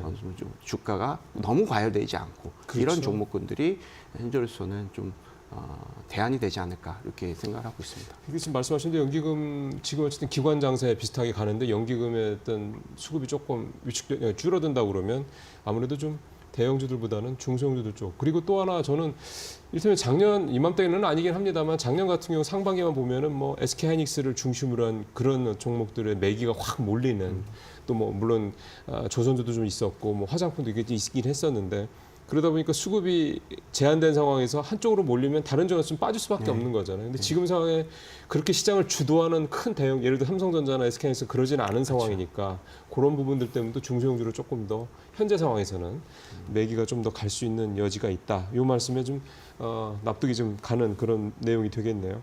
그 외국인은 언제쯤 돌아오려나요? 뭐 환율 얘기들을 많이 하시는데 지금 1,440원대 초반 계속 여기서 왔다 갔다 하긴 하는데 이를테면 정치적 불확실성이 완전히 해소가 된다. 그러니까 이를테면 3월 초중순 얘기 나오더라고요. 지금 그 헌재에서 판결 나오는 게. 그럼 그 이후에는 외국인들이 좀 들어와 줄 것이냐. 사실 이렇게 갈 것인지 그 외국인 문제도 좀 한번 좀 살펴봤으면 좋겠습니다. 외국인 수급은 사실은 이제 뭐 달러 인덱스에 결정이 될 것 같습니다. 네. 뭐 당연한 얘기겠죠. 달러 인덱스 올라가면 환율 올라가고 이거는 이제 워낙 약세이기 때문에 그렇죠. 한국 증시에 대한 매력도가 많이 떨어지는 그런 측면이 있는 것 같습니다.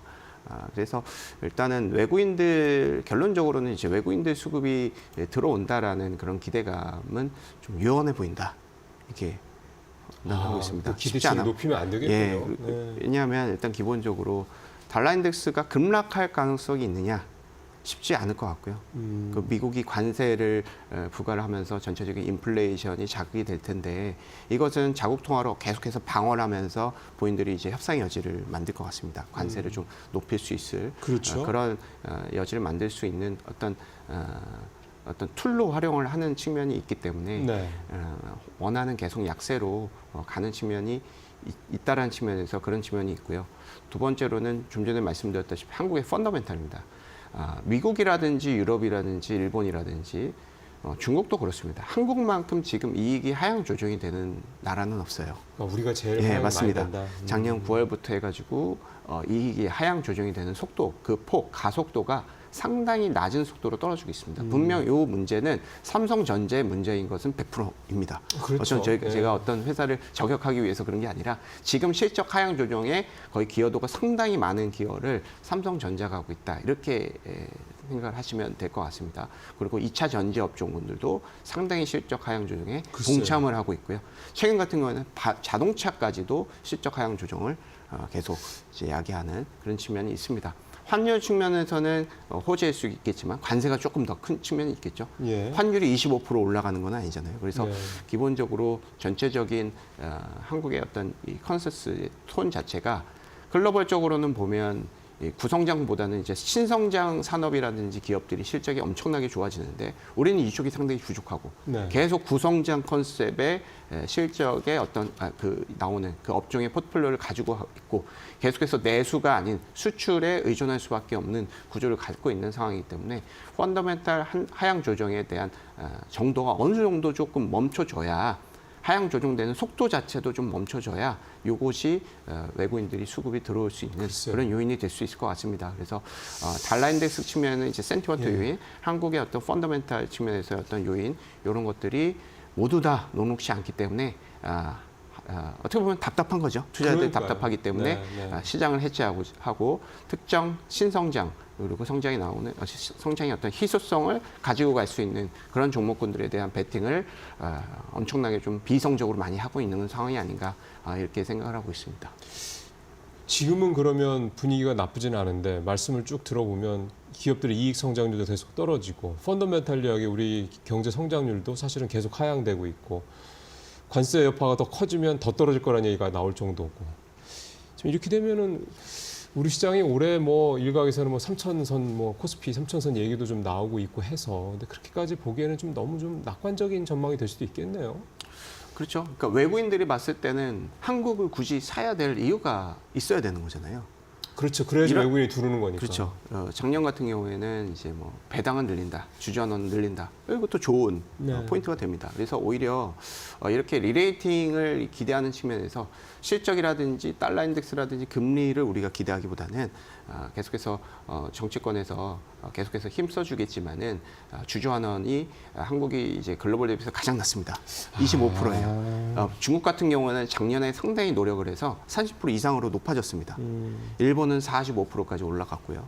그렇기 때문에 지금 한국의 리레이팅의 유일한 수단은 뭐 기업들 막 뭐가지 비틀어지고 뭐 멱살 잡아가지고 돈 벌어라 이건 안 되잖아요. 이런 측면이 되지가 않는 상황이기 때문에 기본적으로 이제 상법 개정이라든지 그쵸. 이런 리레이팅 주주 환원을 잘할 수 있는 그리고 이런 측면에서 배당도 그렇고 자산 소각도 상당히 그냥 정착돼서 하나의 문화로 그렇죠. 이렇게 자리 잡을 수 있도록 계속해서 작년과 그런 이제 비슷한 그런 정책이라든지 이런 것들이 조금 이제 계속 이어져야 될 것 같습니다. 그래서 이게 어느 정도 글로벌 평균치가 된다라고 했을 때 그때부터 어떻게 보면 좀 리레이팅이 일어날 수가 있고 펀더멘털이야 사실 글로벌 경기라든지 뭐 이런 것들이 좀 괜찮아지면 한국도 또 좋아질 수 있는 그러니까 여지가 우리 혼자 있긴 할 수 있는 건 아니니까. 그렇습니다. 같이 좋아질 예. 수 있는 거니까. 글로벌 이제 우리가 이제 수출 기업이기 때문에 그걸 이제 기대하기보다는 우리는 일단은 배당이라든지 주주 환원에 그러니까요. 조금 관심을 갖는 전략이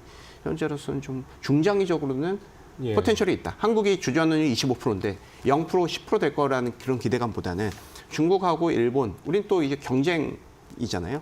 심리적으로도 그렇고 그런 측면에서 올라갈 수 있다라는 그 베팅을 한다라고 하면 기본적으로 한국의 리레이팅은 조금 더 나타날 수가 있겠다. 네. 그런 측면으로 우리가 조금 우리가 이제 관심을 좀 집중을 해야 되는 상황이 아닌가 싶고 이것은 또 정치권도 그렇고 국민 네. 투자분들도 같이 관심을 가져야 되겠죠. 맞는 얘기입니다. 왜냐하면 사실 일본에서 우리가 봤지 않습니까? 그렇게 주저하는 정책을 적극적으로 물론 한두 해에서 된 게 아니고 오랫동안 한 10여 년 가까이 이렇게 꾸준히 쌓아 올려서 그게 작년 재작년에 확 이제 불타 오른 건데 우리도 이제 그렇게 준비를 해서 어느 순간 되면 이제 외국에서도 해외 투자자들도 그런 부분들을 좀 감안해 준다면 정말 우리 증시가 리레이팅이 될 수 있는 좋은 어떤 바탕이 될 것 같은데요. 이런 상황에서 봤을 때 또 하나가 공매도 문제인 것 같습니다. 이게 이제 올 3월 지금 이제 대략 3월에 이제 한다라고 확정이 돼서 이제 얘기가 나오고 있는데 이 공매도도 사실은 우리가 MSCI 선주지수 편입이 불발됐던 이유 중에 또 하나이기도 해서 그럼 이것도 결국 우리 시장의 리레이팅 또 선진화 이거에 또 하나의 중요한 뭔가 계기도 되겠네요. 계기가 중장기적으로는 될 수 있을 것 같습니다. 중장기적으로. 예, 중장기적으로 될 수가 있는데 일단 단기적으로는 이제 공매도가 다시 재개가 된다는 것은 좀 설상가상 아닌가 생각이 듭니다. 단기적으로. 전체적인 펀더멘털이 부진하고 외인들의 수급이 좀 부재한 상황에서 공매도가 재개가 된다. 일단은 과거 이제 사례를 봤을 때 2020년도 이후에 공매도가 다시 재개가 된 이후에 공매도 잔고가 이제 8조 정도, 1년 동안 8조가 늘었습니다. 그래서 그리고 지금 한국의 공매도 잔고가 한 4조 원에서 5조 원 수준이고 저희 이제 맥스가 이제 17조, 18조 정도 됐기 네네. 때문에 많이 낮아진 상태죠. 그리고 과거에도 공매도 제거 이후에 올라갔다는 사실 말씀드렸고 이런 측면에서 보면 기존의 어떤 한국의 시가총액의 어떤 기반이 되는 어떤 이제 표준화된 스탠다드한 공매도의 잔고의 평균치가 있을 겁니다. 네. 이쪽까지는 회귀 가능하다. 그렇죠. 이렇게 생각을 네. 할 수 있을 것 같습니다. 그래서 외국인들 입장에서는 사실은 매도 압박이 있을 수 있다. 이렇게 단기적으로는 생각을 네. 할 수 있을 것 같습니다. 그리고 이 공매도라는 것이 한국에서만 한국 종목 롱, 한국 종목 숏 이게 아니기 때문에 그렇죠. 글로벌 대비해서의 한국의 펀더멘털 경쟁력이 상당히 중요해요. 공매도가 재개가 된다라고 하면 이를테면 대만 TSMC 롱, 한국 반도체 업종 숏 이렇게 되면 한국은 그렇죠. 어디에 롱을 잡지 않고 계속 공매도에만 끌려다니는 형국이 될 수가 있다는 것이죠. 그렇기 때문에 과거 사례 측면에서는 공매도가 시장의 어떤 방향성을 그렇게 좌지우지하지 않은 것으로 관찰이 되지만 네. 올해는 조금 다를 수가 있다. 이렇게 저희는 판단하고 있고 지금 공매도 잔고가 너무 낮고요. 이런 측면에서 공매도 잔고는 늘어나는 상황에서 공매도 잔고가 늘어난다는 것은 사모펀드, 국내 사모펀드나 외인들이 예. 숏을 친다는 얘기고 요것은 네. 단기적으로 어쩔 수 없는 상황이다. 분명히 이런 것들은 뭐 근데 글로벌하고 한국하고 이제 롱숏보다는 네. 선물을 활용한 롱숏 전략이 또 있을 수가 있기 때문에 선물 지수로 어느 정도 완충이 될 수는 있습니다. 그렇죠. 그렇지만 이제 예를 들어서 좀 전에 말씀드렸듯이 글로벌을 네. 롱 잡고 한국을 숏을 잡는 그런 컨셉은 사실 우리가 어려울 수도 있는 상황이기 때문에 네. 그런 것들 약간 좀 감안을 해야 될 것 같고요. 공매도 재개가 되는 시기가 네. 3월 말이고 1분기 실적 시즌 전후가 또 겹쳐 있습니다. 그러겠네요. 네. 그렇기 때문에 그때는 종목 장세에 대한 어떤 부담감은 어느 정도 생길 수가 있습니다. 그래서 오히려 퀄리티 종목군들, 저평가 종목군들, 과열 종목 예. 조심하고 단기적으로 공매도 증가한 종목군들 조심하고 예. 이런 식으로 분명히 우리가 공매도 재개 전후로는 포트폴리오를 조금 변경할 필요는 있어 보입니다. 예. 그러게요. 또 이게 이제 장단점이 분명하네요. 알겠습니다. 자, 오늘 마켓 비하인드 이경수 하나증권 수석연구위원과 말씀 나눠봤습니다. 말씀 잘 들었습니다. 네, 감사합니다.